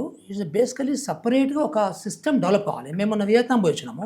వియత్నాంలో ప్రీ ప్రైమరీకి ఒక మినిస్ట్రీ ఉందబ్బా. ప్రీ ప్రైమరీకే మినిస్ట్రీ ఉంది వియత్నాంలో. అంటే వాళ్ళు చూడు, వాళ్ళ ఎడ్యుకేషన్ ఎక్కడికో వెళ్ళిపోతున్నారు. వాళ్ళు సూపర్ పవర్ అయితే ఆఫ్టర్ సమ్ టైం. చూడండి మీరు, వాళ్ళు ఇంగ్లీష్ ఎడ్యుకేషన్ మీద 25 సంవత్సరాల రోడ్ మ్యాప్ పెట్టుకున్నారు. వాళ్ళకి ఇంగ్లీష్ లేదు, but they realised that English is very important. 25 సంవత్సరాల రోడ్ మ్యాప్ తయారు చేసుకున్నారు వాళ్ళు ఇంగ్లీష్ మీద. సో ఇప్పుడు మేము దీని మీద చాలా కూలంకషంగా డీప్గా వెళ్ళామబ్బా. సో యూనిసెఫ్ సపోర్ట్తోని ఒక 14 దేశాలకు సంబంధించిన 30 ఎడ్యుకేషన్ అంశాలు స్టడీ చేశాం. సో ఉదాహరణకి pre primary or first class ఎక్కడి నుంచి స్టార్ట్ అవుద్ది, ఏ సంవత్సరం నుంచి స్టార్ట్ అవుద్ది? మన దగ్గర అసలు ఏమీ లేదు దానికి సంబంధించి. 4 సంవత్సరాల వాళ్ళు ఉన్నారు, 5 సంవత్సరాలు ఉన్నారు, 6 సంవత్సరాలు ఉన్నారు, రైట్? సో మేము అన్ని చేస్తే ఫిన్లాండ్, జపాను ఇలాంటి కొన్ని 3-4 దేశాలలో 7 సంవత్సరాల తర్వాత స్టార్ట్ అయింది ఫస్ట్ ఇయర్, ఫస్ట్ క్లాసా? First class. ఇప్పుడు మన దగ్గర కూడా మెజారిటీ, అదర్వైజ్ మెజారిటీ ప్రపంచం అంతా కూడా 6 సంవత్సరాల నుంచి స్టార్ట్ అవుతుంది ఫస్ట్ క్లాస్ అవును కదా. సో ఇప్పుడు ఇది ఎట్లా వస్తుంది మనకి అంటే, ఇప్పుడు మనం కరెక్ట్ ఉన్నామా అసలు? మనము ఇలాంటి కమిషన్లో మనము అధ్యయనం చేయాలంటే బ్రాడ్గా ఓపెన్ చేసి పెట్టుకోవాలన్నా, మైండ్ని క్లోజ్గా ఉండాలన్నా? ఓపెన్గానే ఉండాలి కదా. ఓపెన్గా ఉండాలి కదా. అవును. సో అట్లా మేము జాతీయ స్థాయిలో మిగతా రాష్ట్రాలలో మిగతా దేశాల్లో ఏమవుతుందని చూడాలి కదా. నేను దీని గురించి అసలు నేను నా లైఫ్లో అమెరికాకి మళ్ళీ పోద్దాం అనుకున్నాను, ఇంతకుముందు 2 సార్లు పోయినా, మళ్ళీ పోద్దాం అనుకున్నా. టూ లాంగ్ అంటే ఏం చేస్తాం, ఏం పోతాం, అది మనకు మ్యాచింగే కాదు అనుకున్నా. అగ్రికల్చర్ ఉన్నప్పుడు పోయాను, అంతకుముందు యూనివర్సిటీలో ఒక సర్టిఫికేషన్ కోర్సుకు పోయాను న్యూ హ్యాంపర్షైర్కి, బట్ వాట్ ఎవర్. సో పోద్దాం అనుకున్నా కానీ మొన్న మళ్ళీ పోయాను. ఎందుకు పోయానంటే గవర్నమెంట్ స్కూల్స్ చూద్దాం ఎట్టున్నాయి, స్కూల్స్ చూద్దాం. నాకు పాపం టీడీఎస్ వాళ్ళు, తెలంగాణ డెవలప్మెంట్ ఫౌండేషన్ ఉంది కదా, వాళ్ళే పిలిచారు, పాపం వాళ్ళే ఖర్చులు పెట్టుకొని వెళ్తే నేను చెప్పాను, ఒకటే కండిషన్ పెట్టాను, నాకు గవర్నమెంట్ స్కూల్ చూపిస్తానంటే వస్తాను చెప్పాను. సో అక్కడ మాధవ్ అని పాపం మంచి టీడీఎఫ్ అతను అలా ఇంటర్నెట్ పెట్టుకొని చాలా చూపించాడు. సో అట్లాగే ఇంకా కొంతమంది ఫ్రెండ్స్ కూడా చాలా స్కూల్ చూపించారు నాకు. సో స్కూల్ చూడడానికే వెళ్ళాను. మొన్న వియత్నాం అఫీషియల్గా వెళ్ళాం మేము, గవర్నమెంట్ డబ్బుతో వెళ్ళాము. అంతకుముందు మలేషియా తెలుగు వాళ్ళు కూడా నన్ను పిలిచారు, అక్కడ కూడా నేను పోయి గవర్నమెంట్ స్కూల్ చూశాను. అట్లాగే మన దేశంలో కూడా ఇదే స్కూళ్ళ మీదనే పంజాబ్ వెళ్ళాను, హర్యానా వెళ్ళాను, కేరళ వెళ్ళాను, కర్ణాటక వెళ్ళాను, మహారాష్ట్ర వెళ్ళాను, ఢిల్లీ వెళ్ళాను. సో ఇవన్నీ చూసొచ్చాను అన్నీ కూడా, ఎక్కడెక్కడ ఏం చేస్తున్నాను అది. సో ది థింగ్ అన్నారు కదా, ది థింగ్ ఏంటంటే మనము ప్రీ ప్రైమరీని చాలా ఇంపార్టెన్స్ ఇవ్వాలి అనేది ఒకటి. దానికి అనుబంధంగా ఇంకొకటి ఏంటంటే ఫస్ట్ క్లాస్ నుంచి 12th క్లాస్ అంటే ఈ స్కూల్ అనే దాంట్లో ఒక 52 అంశాలు ఉన్నాయని నేను చెప్తూ ఉంటాను ఎప్పుడు కూడా. సో స్కూల్ అంటే స్టాండర్డ్. ఇప్పుడు మీరు మన మెక్డొనాల్డ్స్ ఉంది కదా, మెక్డొనాల్డ్స్ మీరు ప్రపంచం మొత్తంలో ఎక్కడ మెక్డొనాల్డ్స్ పోయినా కానీ వాష్ బేసిన్ ఎట్లా ఉంటుంది, బిల్డింగ్ ఎట్లా ఉంటుంది, దాని డిస్ప్లే ఆఫ్ ఫుడ్ ఐటమ్స్ ఎట్లా ఉంటుంది, టేబుల్ ఎట్లా ఉంటుంది, ఆ కలర్స్ ఎట్లా ఉంటుంది, ఉంటాయా ఉండవు, సేమ్ ఉంటుంది నీకు. ఫ్రెంచ్ ఫ్రై టేస్ట్ అంతే సేమ్ ఉంటుంది. పొటాటో ఎట్లా పండించాలో ఎక్కడ పండించాలో వాడు చెప్తాడు. నేను అమెరికాకి వెళ్ళాను, అమెరికాలో మీకు 3 రకాల స్కూళ్ళే ఉంటాయి, అంత ఇంకేం ఉండవు. సో ఎలిమెంటరీ స్కూలు, తర్వాత మిడిల్ స్కూలు, తర్వాత హై స్కూల్ ఉంటాయి. మీరు ఎక్కడ పోయినా కానీ అవే స్టాండర్డ్స్ అంతే. ప్రతి ఒక్కటి 20 నుంచి 40 ఎకరాల స్థలం ఉంటుంది ఒక్కొక్క స్కూల్కి. ఎక్కడ పోయినా కానీ 1000 నుంచి 1500 పిల్లలు ఉంటారు ఎక్కడ పోయినా కానీ. సో ఎక్కడ పోయినా కానీ మనకు హై స్కూల్ అంటే ఒక స్విమ్మింగ్ పూల్ ఉంటుంది కంపల్సరీ. ఎక్కడ పోయినా కానీ హై స్కూల్ 2-3 హై స్కూల్కి సంబంధించి ఒక పెద్ద ఇండోర్ స్టేడియం ఉంటుంది. సో అట్లా స్టాండర్డ్ అనమాట, అన్నీ కూడా స్టాండర్డ్స్ అన్నీ. ఒక క్లాస్ రూమ్ అంటే అక్కడ pre primary school class room మామూలు క్లాస్ రూమ్ కంటే పెద్ద ఉంటుంది. ఆ పిల్లలు తిరుగుతారు, ఎటుపడతారు, ఫ్రీగా ఉండాలన్నమాట, వాళ్ళకి బంధించినట్టు ఉండదు. సో ఎన్ని బొమ్మలు ఉంటాయో చుట్టూ, సో మొత్తం చుట్టూ ఆ టీఎల్ఎం అంట మనము. సో లెర్నింగ్ మెటీరియల్ అన్నమాట. సో టీచర్ లెర్నింగ్ మెటీరియల్ అని ఉంటుంది, టీచింగ్ లెర్నింగ్ మెటీరియల్ ఉంటుంది అనమాట. అది మొత్తం ఉంటాయి. సో అది ఎక్కడ పోయినా అట్లాగే ఉంటాయి అబ్బా. ప్రతి ఏమైనా మైక్ ఉంటుంది, ఒకటి చిన్న మైక్ టీచర్లకి, అంటే ఊరికి అరవకుండా. సో మైక్ ఉంటుంది ప్రతి ఒక్కటి. తర్వాత మాకు ఒక ప్రొజెక్టర్ ఉంటుంది, ఆ ప్రొజెక్టర్ మీద నువ్వు కాగితం పెడితే అక్కడ కనబడుతుంటుంది పిల్లలకి. సో ఈమె ఎట్లా రాస్తుంటే వాళ్ళు అట్లా రాస్తుంటారు పిల్లలు, అందరు కనబడుతుంటుంది. అట్లా స్టాండర్డైజేషన్ అయిపోయింది అనమాట. అది ఆ స్టాండర్డైజేషన్ ఒకటి మేము రికమెండ్ చేశాం, మన స్కూల్ ఎట్లా ఉండాలి. సో ప్రతి స్కూల్లో, సో ఈ స్కూల్లో నేను రికమెండ్ చేసినప్పుడు కొంతమంది మన అధికారులు, కొంతమంది ఇక్కడ మా సీఎం గారు చుట్టూ ఉన్న వాళ్ళు, నిజంగా వస్తారా గవర్నమెంట్కి అన్నాను, ఎన్ని చేస్తే వస్తారా అన్నారు. అమ్మ లాభం లేదని చెప్పేసి నేను కొంతమంది దగ్గర డొనేషన్ తీసుకొని తర్వాత మళ్ళీ సీఎం గారు డబ్బులు ఇచ్చారు దానికి. సో తీసుకుని ఆరుట్లలో స్కూల్ మొదలుపెట్టాను. ఆరుట్ల రంగారెడ్డి జిల్లాలో ఎగ్జాక్ట్లీ మొదలు పెట్టాను. మీకు తప్పకుండా చెప్పాల్సింది ఇది, అంటే దిస్ ఇస్ ది థింగ్. అంటే నాకు తెలిసింది అయిద్దని, కానీ బట్ చేసి చూపించడం అనేది ఇంపార్టెంట్ కదా. అక్కడ మీకు 600 మంది పిల్లలు ఉండే ఆ క్యాంపస్ని తీసుకున్న క్యాంపస్ మొత్తము తెలంగాణ పబ్లిక్ స్కూల్ మోడల్లో. ఆ క్యాంపస్లో మీకు ఒక ప్రైమరీ స్కూలు, 2 జిల్లా పరిషత్ హై స్కూల్లో, ఒక మోడల్ స్కూల్ ఉంది, ఒక అంగన్వాడీ సెంటర్స్ ఉన్నాయి, 2 అబాండెండ్ బిల్డింగ్స్ ఉన్నాయి. ఎన్ని ఎకరాలు అండి? 6 ఎకరాలు. సో 2 హాస్టల్స్ ఉన్నాయి గమ్మత్తుగా. దాన్ని మొత్తం మోడర్నైజ్ చేశాను. ఇప్పుడు నేను అనుకున్నట్టుగా 52 అంశాలు, ఇంకా పూర్తిగా ఇంకొక 5-6 అంశాలు ఉన్నవి, అవి అయిపోతాయి ఇంకో 1 మంత్లో. అక్కడ మీకు అన్ని స్కూళ్ళలో కలిపి 600 మంది ఉంటే జూన్ 12న రీఓపెనింగ్ అయితే జూన్ 20th కల్లా 2000 మంది పిల్లలు అప్లై చేశారు. 2000 అరే బాబు తీసుకోకండి, 2000 తీసుకుంటే ఉన్నారు. మేము పోయి ఆపేసేసి 1600 రిసీవ్ చేసాం. యాక్చువల్గా డిజైన్ చేసింది 1500కే, 1600 రిసీవ్ చేసేసాం. అంటే పిల్లలు వస్తారు. అందులో మీకు 72% మంది పిల్లలు ప్రైవేట్ నుంచి వచ్చారు, not from government. 72%. So Arutla నుంచి, ఇంతకుముందు ఆరుట్ల నుంచి బస్సులు మీకు ఇబ్రహీంపట్నం పోయేటివి, నియరెస్ట్ టౌన్ 20 కిలోమీటర్ ఉంటుంది. ఇప్పుడు రివర్స్ అయింది, ఇబ్రాహీంపట్నం నుంచి బస్ ఇక్కడికి వస్తుంది. అవునా? Yes, exact. నువ్వు పోవాలి ఒకసారి అక్కడికి. పోతాను. సో డెమాన్స్ట్రేషన్ చేసాం అనమాట, దిస్ ఇస్ పాసిబుల్ అని. సో అందుకని సీఎం గారు కూడా ఇమ్మీడియట్ సీఎం గారికి అర్థమైంది. సో నవ్వు ఇప్పుడు మనకు 100 కాన్స్టిట్యున్సీలో ప్రతి కాన్స్టిట్యున్సీకి 2 స్కూల్, ఒక మండలము 2 స్కూళ్ళు శాంక్షన్ చేశారు ఇప్పుడు. ఒక మండలము ప్రతి నియోజకవర్గానికి ఒక మండలము, సెలెక్ట్ ఆ ఒక మండలంలో ఆ ఒక మండలంలో 2 స్కూళ్ళు. ఓకే. అంటే ఉన్న స్కూల్లే మనం కొత్తగా కట్టలేము, ఉన్న స్కూల్నే కొత్త ఇంకా అడిషనల్ క్లాస్ రూమ్స్ యాడ్ చేస్తాము. So games and sports add చేస్తాము. సో మొత్తం క్లాస్ రూమ్ని మంచి చక్కగా చేస్తాము. కొంచెం ల్యాండ్స్కేపింగ్ చేస్తాము. తర్వాత కాంపౌండ్ వాళ్ళు పగడబంది కడతాము, పగడబంది గేట్ ఉంటాయి, సేఫ్టీ అండ్ సెక్యూరిటీ అన్ని నేను ఇందాక చెప్పిన 52 అంశాలు ఇండోర్ గేమ్స్ సో పెట్టాము. ఇట్లా ప్రతి నియోజకవర్గంలో ఒక మండలాన్ని సెలెక్ట్ చేసుకుని ఆ మండలంలో 2 స్కూల్ కడతారు. కానీ మా రికమెండేషన్ అంటే ఇది గ్రాడ్యువల్గా ఒక 5 సంవత్సరాలు 6 సంవత్సరాలలో ఇట్లా ప్రతి మండలంలో అన్ని మండలాల్లో కూడా చేయాలి అనేది రికమెండేషన్. మీ రికమెండేషన్ ఏంది? ప్రతి మండలంలో ప్రతి మండలంలో యావరేజ్గా కనీసం 3 కట్టాలనేది. ప్రతి మండలంలో 3 కట్టాలి. 3 కట్టాలి. కడితే ఇప్పుడు మనకి 1500, 3 అంటే 15 3 45, 4500. ఈ రోజు మనకి యావరేజ్ 2000 మంది ఉన్నారు. ఇప్పుడు అది ఓన్లీ డే స్కాలర్. ఇది సెమీ రెసిడెన్షియల్ రికమెండ్ చేస్తాం. సెమీ రెసిడెన్షియల్ అంటే అర్థం ఏంటంటే ఇన్ఫాక్ట్ ముఖ్యమంత్రి గారే మీరు ఇందులో బ్రేక్ఫాస్ట్ కూడా పెట్టమని చెప్పారు. So now we're going to start breakfast also. So ఒక పెద్ద 2 డైనింగ్ హాల్ కూడా కట్టాము. సో మోడర్న్ కిచెన్స్ పెట్టాము. సో ఇప్పుడు అక్కడ పిల్లలకి బ్రేక్ఫాస్ట్ ఉంటుంది, లంచ్ ఉంటుంది, ఈవినింగ్ స్నాక్స్ ఉండాలి. ప్రతి ఈవినింగ్ పిల్లలు ఆడుకునేటట్టుగా ఎంకరేజ్ చేయాలి. ఈవినింగ్ 8:30 వరకు. ఇదంతా నేను కొంచెం అమెరికా నేర్చుకుని వచ్చాను, చూసి వచ్చాను అనమాట అంతా కూడా. సో మన పిల్లలకి ఎక్కువ అవసరం బ్రేక్ఫాస్ట్, అక్కడ అవసరం లేదు వాళ్ళకి యాక్చువల్గా నిజానికి ఇంట్లో రావచ్చు. కానీ but they wanted to promote that kind of కొజిషన్ అట్లా, అంటే పిల్లల మధ్యలో. సో ఒక ఇది మంచి ఇది కానీ అదర్వైజ్ ఇంట్లో ఏం పెడతారో ఇక్కడ కొంచెం మంచి ఫుడ్ తింటానే వాట్ ఎవర్. సో అట్లా ఉంటుంది. సెమీ రెసిడెన్షియల్ అనమాట. ఈవినింగ్ ఇంటికి వెళ్ళిపోతారు. ఇంటికి వెళ్ళిపోతారు, చక్కగా పేరెంట్స్ ఉంటారు, వాళ్ళు టీవీ చూసుకోవచ్చు, ఏమైనా చూసుకోవచ్చు. సో హ్యాపీగా ఉంటారు. మళ్ళీ మార్నింగ్ 8 కల్లా వస్తారు ఆఫీస్కి. సో మీరు ఇచ్చిన దాంట్లో బడ్జెట్ ప్రకారం రాబోయే 5 సంవత్సరాలు కదా సార్? ఎస్. 35 to 40 crores ఖర్చు పెడితే 40,000 crores. 15 crores ఒక స్కూల్కి 15 crores capital work. Yeah. So మొత్తం మన రికరింగ్ బస్సులకు సబ్సిడీ, మేము బస్సులకు సబ్సిడీ ఇచ్చాం ఇప్పుడు ఇక్కడ మన ఆరుట్లలో. సో ఒక 50% సబ్సిడీ ఇచ్చాము గవర్నమెంట్ నుంచి. 40%. సో 40% గవర్నమెంట్ లోను.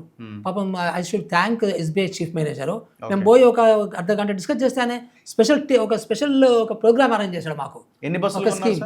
5 బస్సులు. 5 బస్సులు నడుస్తున్నాయి. 300 మంది పిల్లలు వస్తున్నారు అన్నమాట. బస్సులో వస్తున్నారు. దానికి సంబంధించిన ఇది కూడా ఫీజు కూడా, బస్ ఫీజు కూడా వాళ్ళే పెట్టుకుంటారు పేరెంట్స్. 600 నుంచి 1500, 400 నుంచి 1600 రూపాయలు పెట్టుకున్నారు వాళ్ళు. పెద్ద పేరెంట్స్ ఇబ్బంది కూడా కాదు. బయట మీకు 1,00,000 రూపాయలు, 25,000, 30,000, 50,000, 1,00,000 ఎన్ని ఉన్నాయి కదా, దానికంటే నయం కదా. కానీ ఇప్పుడు ఇక్కడ గవర్నమెంట్ నియోజకవర్గానికి ఒక ఇంటిగ్రేటెడ్ స్కూల్ అని ఒకటి స్టార్ట్ చేసింది. మీ రికమెండేషన్స్లో ఇది ఉన్నది. మరి ఆ పాయింట్ అయితే ఇందులో మీరు మెన్షన్ చేయలేదు. మరి ఎట్లా గవర్నమెంట్ అనుకున్నది అది మీరు పెట్టిన రిపోర్ట్ ఇది? యాక్చువల్గా అది కంటిన్యూ చేయమంటున్నారా, ఇది సరిపోద్ది అంటున్నారా, 2 చేయమంటున్నారా, ఎట్లా? మనకి గవర్నమెంట్ ఇప్పుడు 600 గురుకులాలు అంటున్నారు, వాటిని ఏం చేయాలా? అదే ఇప్పుడు మనకు ఈ young India integrated residential schools ఏవైనాయో అది పెట్టిన ఇదేంటంటే పర్పస్ ఏంటంటే, మనకి ఆ కేసీఆర్ గారు నియోజకవర్గం కూడా అని చెప్పేసి ఒకటి స్టార్ట్ చేశారు కదా గురుకులాలు స్టార్ట్ చేసి ఏదో ప్రైవేట్ దాంట్లో పెట్టిండు. ప్రైవేట్ ఇండియాలో పెడితే చచ్చిపోతున్నారు పిల్లలు, చాలా గందరగోళంగా ఉంది అది. సో ఇప్పుడు కొత్త గవర్నమెంట్ రేవంత్ రెడ్డి గారి గవర్నమెంట్ ఏమంటున్నారంటే, అలాంటి ప్రైవేట్ నడిచే వాటికి ఇప్పుడు కొత్తగా ఆ బిల్డింగ్ కడుతున్నారు. ఇందులోంచి అందులోకి వెళ్ళిపోతారు అంతే. This is not a new gurukulas they are starting. So ఉన్న పిల్లలు అక్కడ మూవ్ చేస్తారు. సో వాళ్ళకి ఇప్పుడు నేను ఎట్లయితే అవుట్లో చెప్పానో అక్కడ వీళ్ళకి కూడా మంచి సౌకర్యాలతో కడుతున్నారు అనమాట. So that model is different. But మా రికమెండేషన్లో ఏం చెప్పామంటే, ఫర్దర్ గురుకులాస్ యాడ్ చేయకని చెప్తున్నాం. వద్దంటున్నాం. ఎందుకంటే గురుకులాల వల్ల చాలా అడ్వాంటేజెస్ ఉన్నాయి. పిల్లలు అబ్యూజ్ గురవుతున్నారు. ఇది చాలా ఇన్విజిబుల్గా నడుస్తుంది, ఎవరికి తెలియడం లేదు.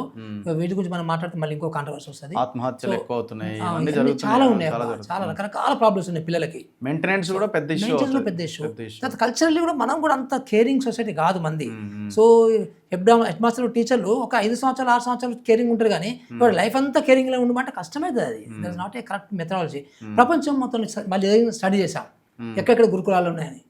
మొత్తము ప్రపంచం మొత్తంలో the percentage of more students covering in gurukulas is Telangana, తర్వాత ఆంధ్ర, తర్వాత కర్ణాటక, 3. మిగతా దేశాల్లో ఎక్కడైనా అసలు మన దగ్గర మీకు హర్యానాలో ఒకటి లేదు, పంజాబ్లో 11 ఉన్నాయి గురుకులాలు, ఒక్కడికి లేదు. చాలా రాష్ట్రాలు ఒక్కడికి లేదు. కేరళలో కొన్ని ఉన్నాయి, ట్రైబల్ ఏరియాస్ ఉన్నాయి. ఇప్పుడు మేము చైనాలో స్టడీ చేసాము. ఫర్ ఎగ్జాంపుల్ చైనాలో కూడా ఓన్లీ మోస్ట్ బ్యాక్వర్డ్ అనమాట. అక్కడ మైనార్టీస్ అంటారు. ఓకే. సో ఆ కుండలలో నివసిస్తున్నావా. సో ఇప్పుడు మనకి శంకరన్ గారు పాత కాంగ్రెస్ గవర్నమెంట్లో ఎట్లయితే residential schools, Ashram schools, tribal areas start చేశారో ఇప్పుడు ఈరోజు మనకు అక్కడ అక్షరాస్యత పెరిగింది. అవును. సో అట్లా అక్కడ కూడా బాగా బ్యాక్వర్డ్ దగ్గర మాత్రం కొన్ని గురుకులాస్ పెట్టారు. మన వియత్నాంలో కూడా చూసాం, అక్కడ కూడా అంతే మైనార్టీస్కి, అంటే మైనార్టీస్ అంటే ట్రైబల్స్ అక్కడ. సో ఆ ట్రైబల్ ఏరియాస్లో కొన్ని పెట్టారు. ఓకే. బట్ ఎక్కడ కూడా ప్రపంచంలో మీకు గురుకుల ఎడ్యుకేషన్ ద్వారా ఎడ్యుకేషన్ డెవలప్ అయిందని చెప్పడానికి లేదు ఎక్కడ, నాట్ ఈవెన్ సింగిల్ కంట్రీ మనకి. ఓకే. ఇప్పుడు మీరు ఇంకొక మాట, ఇప్పుడు ఈ ఇంటిగ్రేటెడ్ గురుకులాల్లో కూడా ఇవన్నీ కడితే కూడా మీకు అన్ని 100 కాన్స్టిట్యున్సీస్ 100 కదా, అంటే ఒక్కొక్క దాని 2500, అంటే 2.5 లక్షల మందికి మాత్రమే సర్వ్ చేస్తాయి ఇవి. ఇంకొకటి పాయింట్ మీకు చెప్పాలి. సో మీరు అట్లా ఆ రకంగా మీరు మొత్తం దేశమంతా రాష్ట్రమంతా చేయడానికి లేదు కదా. సో ది సొల్యూషన్ ఇది, ఈ ఆరుట్ట స్కూల్ మోడల్ ఈ సొల్యూషన్ ఫర్ దిస్. ఇప్పుడు ఈ టీపీఎస్లు మీరు పెడుతున్నటువంటిది మండలానికి ఒక 2 పెట్టాలన్నది మీ రికమెండేషన్. ఇమ్మీడియట్ స్టార్ట్ విత్ చేయాలి. General recommendations depending on population 2 నుంచి 5 వరకు అవసరం ఉంటాయి. 2 to 5 అవసరం సైజ్ ఆఫ్ పాపులేషన్. కానీ ఇప్పుడు ఆల్రెడీ ప్రతి గ్రామంలో ప్రైమరీ స్కూలో ఆర్ జెడ్పీహెచ్ఎస్ స్కూలో ఆల్రెడీ ఉన్నది. అవి నడిపిస్తూ ఇవి కంటిన్యూ చేయాలా, లేకపోతే ఇవి భవిష్యత్తులో క్లోజ్ చేయాల్సిన అవసరం వస్తుందా? మంచి క్వశ్చన్ ఇది. దానికన్నా ముందు మీకు ఒకటి చెప్పాల్సింది ఏంటంటే, గత 2-3 సంవత్సరాల్లో 1920 స్కూళ్ళు జీరో అయిపోయినాయి, జీరో ఎన్రోల్మెంట్ అయినాయి. అది కూడా రాశారు మీరు. ఎందుకని అవి? బికాస్ ప్రైవేట్ స్కూల్ పంపిస్తున్నారు, మనం మూయాల్సి వచ్చింది. అవునా? సో దాని గురించి మనం ఏం మాట్లాడలేము. So okay, we have accepted that. ఇక్కడ ఇష్యూ ఏంటంటే, మా recommendation don't close any schools. అట్లాగే అంగన్వాడీలో కూడా మీరు ప్రీ ప్రైమరీని ఆపేయమని చెప్పొద్దు, రైట్? సో అప్పుడు ఏమవుతుందంటే పేరెంట్స్కి ఒక ఛాయిస్ ఉంటుంది. వాళ్ళు ప్రైవేట్ స్కూల్కి పంపుకుంటారా, ప్రైవేటు నర్సరీకి పంపుకుంటారా, అంగన్వాడికి పంపుకుంటారా, లేకపోతే లోకల్గా ఉన్న గవర్నమెంట్ స్కూల్కి పంపుకుంటారా, లేకపోతే తెలంగాణ పబ్లిక్ స్కూల్కి బస్సులో పంపుకుంటారా. 5 ఆప్షన్స్ ఉంటాయి. Okay. Up to them parents. మీరు ఒక మంచి ఇది డెవలప్ చేసి అన్ని ఫెసిలిటీస్ ఇస్తే, ఇప్పుడు నేను చెప్పిన ఆరుట్లలో టక్కన ఎట్లయితే 2000 మంది టక్కన వెళ్ళిపోతారు కదా, ఆటోమేటిక్ వెళ్ళిపోతారు. నథింగ్ రాంగ్ కదా ఆప్షన్. ఇప్పుడు నువ్వు ఏం చేస్తున్నావు, ప్రైవేట్కి పోతే నువ్వు ఏం చేస్తున్నావు? 1960 స్కూల్ ఎందుకు క్లోజ్ చేసావు? బికాస్ ఆఫ్ దట్టే కదా. So why you want to talk about closure? You provide a best education possible, best environment possible, ఆటోమేటిక్గా parents will decide. That is అది నేను రికమెండ్. ఇప్పుడు ఈ టీపీఎస్ల కంటే ఇప్పుడు చాలా గ్రామం, మా విలేజ్ ఉంది, మా విలేజ్లో ఒక జెడ్పీహెచ్ఎస్ స్కూల్ ఉన్నది, అక్కడ 10th వరకు నడుస్తున్నది. సో అక్కడే మనం అన్ని ఫెసిలిటీస్ ఏర్పాటు చేస్తే ఆ గ్రామంలో ఉన్న పిల్లలు ఆ గ్రామంలో ఉన్న స్కూల్కే వెళ్తారు కదా. Why TPS? మంచి క్వశ్చన్ లేదు సార్ మీరు. ఇది కూడా ఇప్పుడు మేమేమంటున్నామంటే ప్రీ ప్రైమరీ అంటే ఇట్లా ఉండాలి, రైట్? అంటే తరగతికి ఒక గది ఉండాలి కదా, అవన్నీ ఉండాలి, తరగతికి ఒక టీచర్ ఉండాలి కదా. ప్రీ ప్రైమరీ అంటే ఆయా కూడా ఉండాలి కదా. సో వాళ్ళకి టాయిలెట్స్ ఉండాలి కదా, వాళ్ళకి పిల్లలు ఆడుకోవడానికి ఒక మంచి ఫన్ స్టేషన్ లాగా ఉండాలి కదా, లోపల ఒక మంచి ఫర్నిచర్ ఉండాలి కదా. అవునా? ప్రైమరీ స్కూల్ అంటే వాళ్ళకు కూడా బయట ఓపెన్ ప్లే గ్రౌండ్ ఉండాలి, సో ప్లే మెటీరియల్ ఉండాలి, తరగతి ఒక టీచర్ ఉండాలి, తరగతి ఒక గది ఉండాలి, సో ఆ గదిలో మంచిగా చక్కగా శుభ్రంగా ఉండాలన్నీ. అవునా? మేము 26,600 స్కూల్స్ ఉన్నాయి రఘు రాష్ట్రంలో, తెలంగాణలో. అంటే మీరు గురుకులాలు పక్కన పెట్టండి, రెగ్యులర్ డే స్కాలర్వి. ఇప్పుడు 26,600 స్కూల్స్ని మీరు స్కూల్ లాగా ఉండాలంటే ఇవన్నీ పెట్టాలని అన్నాం కదా.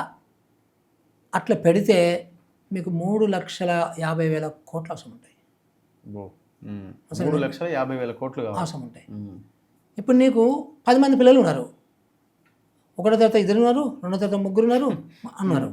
మరి ఇప్పుడు మనము ఒకటే టీచర్ని పెడితే ఆయన ఏం చేస్తున్నాడు? ఈ 18 సబ్జెక్ట్ చెప్పాలి ఐడియల్గా ఈ 5 క్లాసులకి. అది హ్యూమన్లీ ఇంపాసిబుల్. అందుకని ఆయన ఉత్తగా కూర్చుంటుండే, పిల్లల్ని పెట్టుకుంటుండే, అంతే. ఏం చేయలేడు కూడా. మళ్ళీ ఒకటే గది ఉంటుంది అక్కడ. ఆయన ఒకటే టీచర్ అప్పుడు కంపల్సరీ 2-3 గదులు ఉన్నా కానీ ఒక గదిలో కూర్చోబెట్టుకోవాలి. He cannot make them. అవునా? అంటే నువ్వు 10 మంది ఉన్నా కానీ మీకు 5 ఉండాలా, 5 తరగతులు ఉండాలా, కాంపౌండ్ వాళ్ళు ఉండాలా, సెక్యూరిటీ ఉండాలా, పిల్లలకి మరుగుదొడ్లు ఉండాలా, సో మంచినీళ్ళు ఉండాలా, ప్రతిదీ ఏర్పాటు చేయాల్సి వస్తుంది ప్రతి స్కూల్కి కదా. So that is impossible. So అందుకనే ఇప్పుడు సింపుల్ అబ్బా, మా పిల్లలు మీ పిల్లలు అందరూ ఎక్కడ చదువుతున్నారు? అలాంటి పెద్ద స్కూల్లోనే చదువుతున్నారు. పెద్ద స్కూల్ ఎందుకు పెడుతున్నారు ప్రైవేట్ వాళ్ళు? ఫీజిబిలిటీ రావడానికి. అంతేగాని ఒక 100 మంది పెట్టి 100 మందికి బస్సులు పెడతా గ్రామానికి కూడా పెడతలేరు కదా. గ్రామానికి కూడా పెడితే వాళ్ళు లాస్ అయిపోతాడు. వయబిలిటీ కాదు, ఇంపాసిబుల్. ఫీజిబిలిటీ ఉంటుంది, వయబిలిటీ ఉంటుంది, ఇంపాసిబుల్. అది సింపుల్ లాజిక్స్ మనం మిస్ అవుతున్నాం కదా. అందుకని ప్రపంచం చూసాను రా బాబు మీరందరూ. అంటే ఇప్పుడు మిగతా దేశాల్లో ఇట్లనే ఉందా? అంతే. నేను చెప్తాను చూడండి మీకు, మన రాష్ట్రంలో ప్రైమరీ స్కూల్ యొక్క యావరేజ్ సైజు, పిల్లల సైజు 35. హై స్కూల్ ప్లస్ ఈ రెండు కలిపితే మన average size 120 for example. Okay. మీరు యావరేజ్ సైజ్ చైనాని కొట్టండి చార్జీపీలో 600 వస్తుంది, అమెరికా కొట్టండి 1200 వస్తుంది, వియత్నాం కొట్టండి సో 1600 వస్తుంది. అట్లా మొత్తం ప్రపంచం మొత్తం మేము అందుకే స్టడీ చేసాం. ప్రతి ఒక్క ఇష్యూ ఇలాంటి ఇష్యూస్ అన్ని ఇష్యూస్ని కూడా 30 అంశాలు స్టడీ చేసాం 14 దేశాలలో. 30 అంశాలు ఇప్పుడు నేను 2-3 అంశాలు మీకు చెప్పాను. ఎందుకంటే మనం చూడాలి అసలు, అంటే మనము ప్రతి ఒక్కటి రీఇన్వెన్షన్ ఆఫ్ ది వీల్ అంటారు. ప్రతిసారి మన చక్రాన్ని కనిపెట్టాలా, ఒకసారి కనిపెడితే వాడుకుంటాం కదా, ఇది కూడా అంతే. సో మీ లైన్ ప్రకారం మీరు చేసినటువంటి ఈ పరిశోధన రీసెర్చ్ ప్రకారంగా తెలంగాణ పబ్లిక్ స్కూల్ అన్నదే పర్ఫెక్ట్. ఎస్. సో ఈ తెలంగాణ పబ్లిక్ స్కూల్స్ని పెంచుకుంటూ వెళ్ళి ఈ గ్రామాల్లో లేకపోతే ప్రీ ప్రైమరీ ZPHS స్కూల్స్ని సైడ్ చేసినా ఇబ్బంది లేదు అంటే అదే జరుగుతుంది కదా. ఎందుకు మాట్లాడుతున్నారు అట్లా అంటలేండి సార్, ఇప్పుడు జరిగేది అదే జరుగుతుంది కదా. జరిగింది అందరూ పిల్లలు లాభం జరగడం కావాలి అంతే కదా అల్టిమేట్ ఎడ్యుకేషన్ రావడం. ఈ రోజు మనకి 16 లక్షలు 17 లక్షలు ఉన్నారబ్బా మన పిల్లలు. ఇప్పుడు నువ్వు 16 లక్షలు 17 లక్షలు తగ్గుతుంటే ప్రభుత్వాన్ని విమర్శించాలి, నంబర్ పెరుగుతుంటే నువ్వు విమర్శించొద్దు కదా. సో మనం పొలిటీషియన్స్ పట్టుకోవద్దు. పొలిటీషియన్స్ వాళ్ళు ఏది తోస్తే ఏది వాళ్ళకి అడ్వాంటేజ్ అంటే అది మాట్లాడేస్తారు, irrespective of facts, irrespective of good thing కదా. సో మనం ఇక్కడ చూడాల్సింది ఏంటంటే పిల్లలకి క్వాలిటీ ఎడ్యుకేషన్, పిల్లల సంఖ్య గవర్నమెంట్లో ఉన్న పిల్లల సంఖ్య పెరగాలి.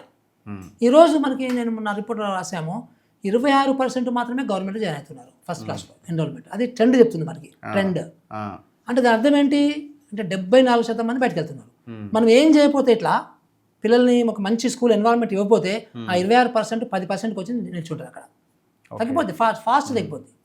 కానీ దీనివల్ల ఇప్పుడు ఉన్న టీచర్లు కూడా సరిపోయే అవకాశం ఉంటుంది, ఫ్యూచర్ రిక్రూట్మెంట్ ఉండే ఛాన్సెస్ కూడా కష్టం అవుతుంది కదా.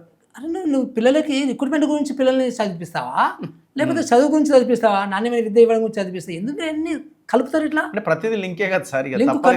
అందుకనే ఎగ్జాక్ట్లీ అందుకనే మేము ఏం చేసామంటే ఏ పాలసీ డెసిషన్ తీసుకున్నా ఇందులో ఉన్న ప్రతి పాలసీ డెసిషన్ కూడా స్టూడెంట్కి మాత్రమే 100% ఉపయోగపడే తీసుకున్నాం. దానివల్ల వేరే వాళ్ళకి నష్టం అట్లా ఆలోచిస్తే పిల్లలకి నాణ్యమైన విద్య రాదు. Child centred policy. ఓకే. క్లియర్గా చాలా క్లియర్ కట్గా నేను చాలామంది యూనియన్స్ దగ్గరకు వచ్చారు, నేను వాళ్ళకి చెప్పాను ఇది నన్ను ఎట్లా తీసుకోమంటారు డెసిషను.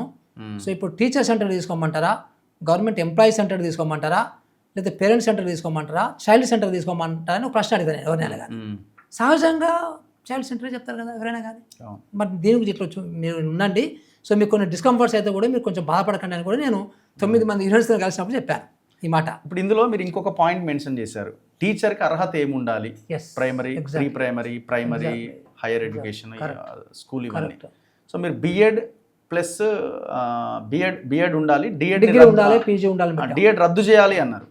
డిఎడ్ రద్దు చేయాలి అన్నారు, అదొకటి. రెండోది మరి ఇప్పుడు డిఎడ్ చదివి ఎగ్జామ్ కోసం టీచర్ ఎగ్జామ్ కోసం ప్రిపేర్ అవుతున్న వాళ్ళ పరిస్థితి ఏంటి అన్నది ఒకటి ఆలోచించాలి.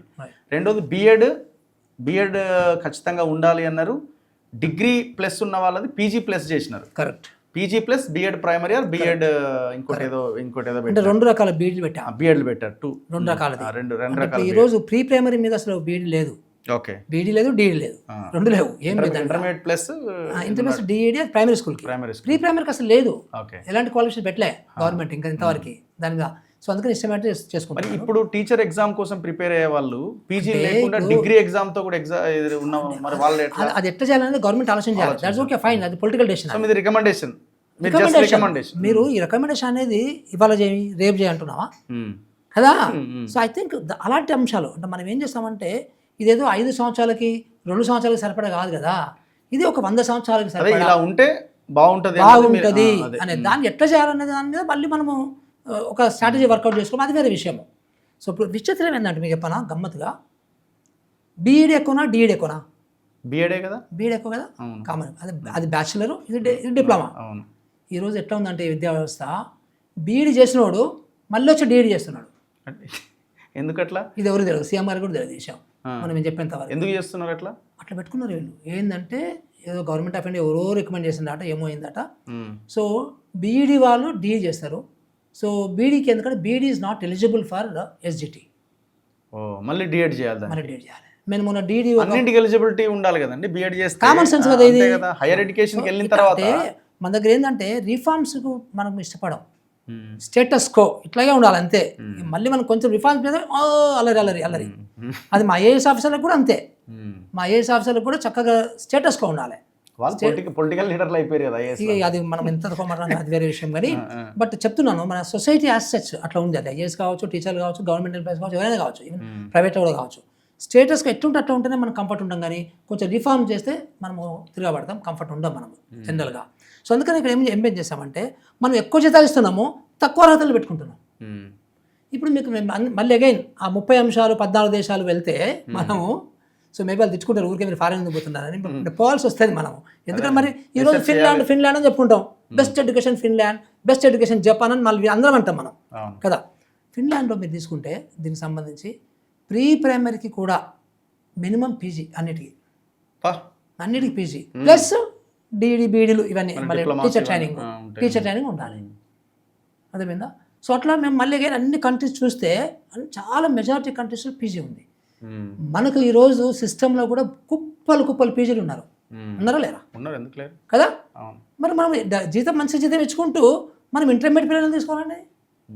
పాత కాలంలో మెట్రికులేషన్ ఉంటే చాలు, 60,000 70 వరకు ఎప్పుడో మెట్రికులేషన్ ఉంటే టీచర్ అయ్యేవాళ్ళు. అప్పుడు లేరు, మెట్రికులేషన్ పాస్ అయిన వాళ్ళే లేరు. అదేలేండి, ఇప్పుడు ఎంత మంచి టీచర్లు వస్తే అంత పిల్లలకి అంత మంచిది కదా, అంత మంచిది కదా. ఇప్పుడు మన పిహెచ్డీ కూడా బోల్ మంది ఉన్నారు యాక్చువల్గా నిజానికి. సో అట్లా చెప్పి నేను పిహెచ్డీ పెట్టాను, కానీ బట్ పీజీ పెట్టడం ఎందుకు పెట్టాను, మేము చాలా ఆలోచించి పెట్టామని కూడా. ఇప్పుడు మనకి ప్రైవేట్ ఇన్స్టిట్యూషన్స్ బాగా వచ్చినాయి అబ్బా. సో చాలాసార్లు ఏమైందంటే మనకి 80% హైయర్ ఎడ్యుకేషన్లో ప్రైవేట్ నడుస్తున్నాయి. ఈ ప్రైవేట్ అంతా బోగస్. నేను ఖచ్చితంగా చెప్పాలి మీకు.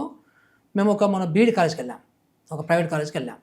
సో రంగారెడ్డి జిల్లా ఇబ్రాహీంపట్నం మండలంలో అకస్మాత్ రిజల్ట్ వెళ్ళాం. వెళ్తే కరెక్ట్గా మేము 1 గంటకి ఇప్పుడు వెళ్ళాము, ఒక్క టీచర్ లేడు, ఒక్క స్టూడెంట్ లేడు, ఒక్క స్టాఫ్ లేడు, ప్రిన్సిపల్ లేడు, ఒక్కరు కూడా జీరో. మేము 4 పోయినాం కమిషన్ మెంబర్స్ని. ఇంకో డీట్ కూడా చూసాం అదే రోజు. చెప్తున్నా అందుకే రద్దు చేయమంటున్నారు. రద్దు అని చెప్పలేదు నేను అది. సో దానికి సీఎం గారు కూడా మనం చెప్పారు, మన ఇది పెట్టాలని, బయోమెట్రిక్స్ పెట్టాలి, పిల్లలు పెట్టాలి, టీచర్లు పెట్టాలని చెప్పాడు. ఇది చెప్పిన తర్వాత ఇక్కడ విషయం ఏంటంటే ఈ డిగ్రీ కాలేజీలు అంటే మనము బీడీ గురించి డిస్కస్ చేస్తున్నాము, పీజీ గురించి డిస్కస్ చేస్తున్నాము అర్హతల మీద. ఎందుకు పెట్టామంటే ఇప్పుడు మనము యూనివర్సిటీకి వస్తే వాని యొక్క కాంపిటీషన్ పెరుగుద్ది, వాని యొక్క competition, general knowledge, general awareness ఇవన్నీ పెరుగుతాయి. ఈ డిగ్రీలలో ఎడ్యుకేషన్ సరిగ్గా రావటంలే. సో మనకు ఉన్నారు కుప్పలు పీజీలు, లేరంటే ఏమనుకోవచ్చు కదా. సో అందుకనే పీజీ పెట్టాం మేము. సో చాలా దేశాలలో ప్రాక్టీస్ ఉంది అది. సో మనకు దొరకాలంటే ఏమనుకోవచ్చు, దొరుకుతారు కదా నీకు. ఇప్పుడు అల్టిమేట్గా మీరు చెప్పింది చేయాలి అంటే బడ్జెట్ కావాలి, పైసలు లేనిది అడుగు కూడా ముందుకు పడదు. ప్రభుత్వం పోయిన 2 పూర్తి స్థాయి బడ్జెట్స్లో 7% మాత్రమే పెట్టింది. మీరు ఇందులో రికమెండ్ చేశారు కనీసం 18% పెట్టాలి. మరి ప్రభుత్వం పెడతా అన్నదా? మీరు ముఖ్యమంత్రికి రిపోర్ట్ అయితే సబ్మిట్ చేశారు, పెట్టే ఆలోచన వాళ్ళకు ఉన్నదా? లేదు ఈ టీపీఎస్లకి సపరేట్గా ఏమైనా ఏందని అప్పు అయినా ఏదన్నా తెచ్చి ఏమైనా సపరేట్గా దానికి పెడతారా? మీరు అప్పు తెచ్చినా బడ్జెట్లోకి వస్తుంది, ఓన్లీ సిఎస్ఆర్ ఒకటే రాదు అంతే కదా. సో ఎక్కువ అప్పు చేస్తే ఇందులోకి వస్తుంది, బడ్జెట్కి వస్తుంది. ఎట్లా 18% అంతా 18% ఆల్మోస్ట్ మేము ఏదో క్యాజువల్గా 30%, 25% అట్లా క్యాల్కులేట్ చేసాం, అంతా కూడా ఎవ్రీథింగ్ క్యాల్కులేట్ చేసాం మనం వీళ్ళందరికీ. అసలు మీకు ఇంకొక విషయం చెప్పాలి, ఎందుకంటే మీరు టీపీఎస్ చెప్పినప్పుడు ఎందుకంటే బడ్జెట్ లింక్ అయి ఉంది అది. ఈరోజు మనము ఒక్క విద్యార్థి మీద ప్రతి సంవత్సరము ₹1,00,000 ఖర్చు పెడుతున్నాం. పేరెంట్ కదా, మన గవర్నమెంటే పెడుతుందా? గవర్నమెంట్ ₹1,00,000 ఎక్కడ పోతుంది? మినిమం ఎక్కువనే ఉంది, తక్కువ లేదు. ఎక్కడ పోతున్నాయి ఇవన్నీ? సహజంగా కూడా శాలరీస్కి ఎక్కువ 90+ పోతుంది కదా, వాట్ ఎవర్. అయితే ఇప్పుడు మనం ఈ టీపీఎస్ కాన్సెప్ట్ పెడితే, సో ఇక్కడ నాకు 36 రకాల అడ్వాంటేజ్ వచ్చినాయి ఈ ప్రస్తుత వ్యవస్థకి, ఈ టీపీఎస్ వ్యవస్థకి. సో వాట్ ఎవర్, అందులో మెయిన్ అడ్వాంటేజ్, ఇంకొక అడ్వాంటేజ్ ఏంటంటే ఈ 1,00,000 కాస్త 48,000 తగ్గుద్ది. ఓకే, బ్రేక్ఫాస్ట్ పెట్టినాక, టీపీఎస్ పెడితే బ్రేక్ఫాస్ట్ పెట్టినాక, లంచ్ పెట్టినాక, సాలరీస్ అన్ని కలిపి 1,00,000 నుంచి 48,000 వస్తుంది. గవర్నమెంట్ సాలరీసే, మళ్ళీ గవర్నమెంట్ టీచర్స్ గవర్నమెంట్ సాలరీస్ లెక్కేస్తే కూడా ఒక స్టూడెంట్ మీద పెట్టే ఖర్చు 1,00,000 నుంచి 48,000 తగ్గుతుంది. ఓ, దట్ ఎంత అడ్వాంటేజ్ అంటే మళ్ళీ అంటే క్యాపిటల్ కాస్ట్ చేయాలి, ఇన్వెస్ట్మెంట్ చేయండి, స్కూల్ ఎట్లా తయారైతే అది కంపల్సరీ చేయాల్సిందే కదా, మన పిల్లలు కదా. అంటే మనం 2026లో అంత పేదరికంగా లేం కదా మనము. సో బడ్జెట్ ఏం లేదా బాబు, 2% పెడితే ఎన్ని వచ్చేస్తాయి 5 సంవత్సరాలు? 2% అడుగుతున్నాం ఎక్స్ట్రా టీపీఎస్లకి. Simple logic. ఎంత కూడా చెప్పిందంతా 3,000 కోట్లు ఈ బడ్జెట్ లో అడిగింది, అంతే కదా. 3 లక్షల కోట్లు ఉన్నాయంటే 2% ఎంత అయింది? 6,000 కోట్లు అయితే. అంతే 6,000 కోట్లు. వీళ్ళు ఆ ఫ్రీ బస్సు డబ్బులు కూడా కాదనుకుంటా నాకు తెలిసి, అటు ఇటుగా అంటే అట్లా కంపేర్ చేద్దాం మనం కంపేర్ చేయడం చేయాల్సింది తప్పదు. చెప్తున్నాను, it's very doable thing.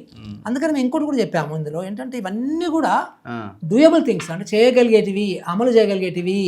So ఇవి ఏదో మేము తీరే గుంతమ్మ కోరికల్లాగా అది అంటే మేము ఎన్జిఓలు అని చాలా మంది అంటారు అట్లా క్యాజువల్, వాళ్ళకి ఏం క్యాలిక్యులేట్ చేయకుండా ఉత్తగా అంటారు క్యాజువల్గా. సో మేము అట్లా కాదు, మేము ఎంత క్యాలిక్యులేషన్ చేసుకున్నాం. మనకి ఎన్ని కాలేజీలు ఉన్నాయి, డిగ్రీ కాలేజీలు ఉన్నవి, సేమ్ ఇదే ప్రాబ్లం. డిగ్రీ కాలేజ్ కూడా బుల్లిబుల్లి కాలేజీలు కొన్ని ఉన్నవి.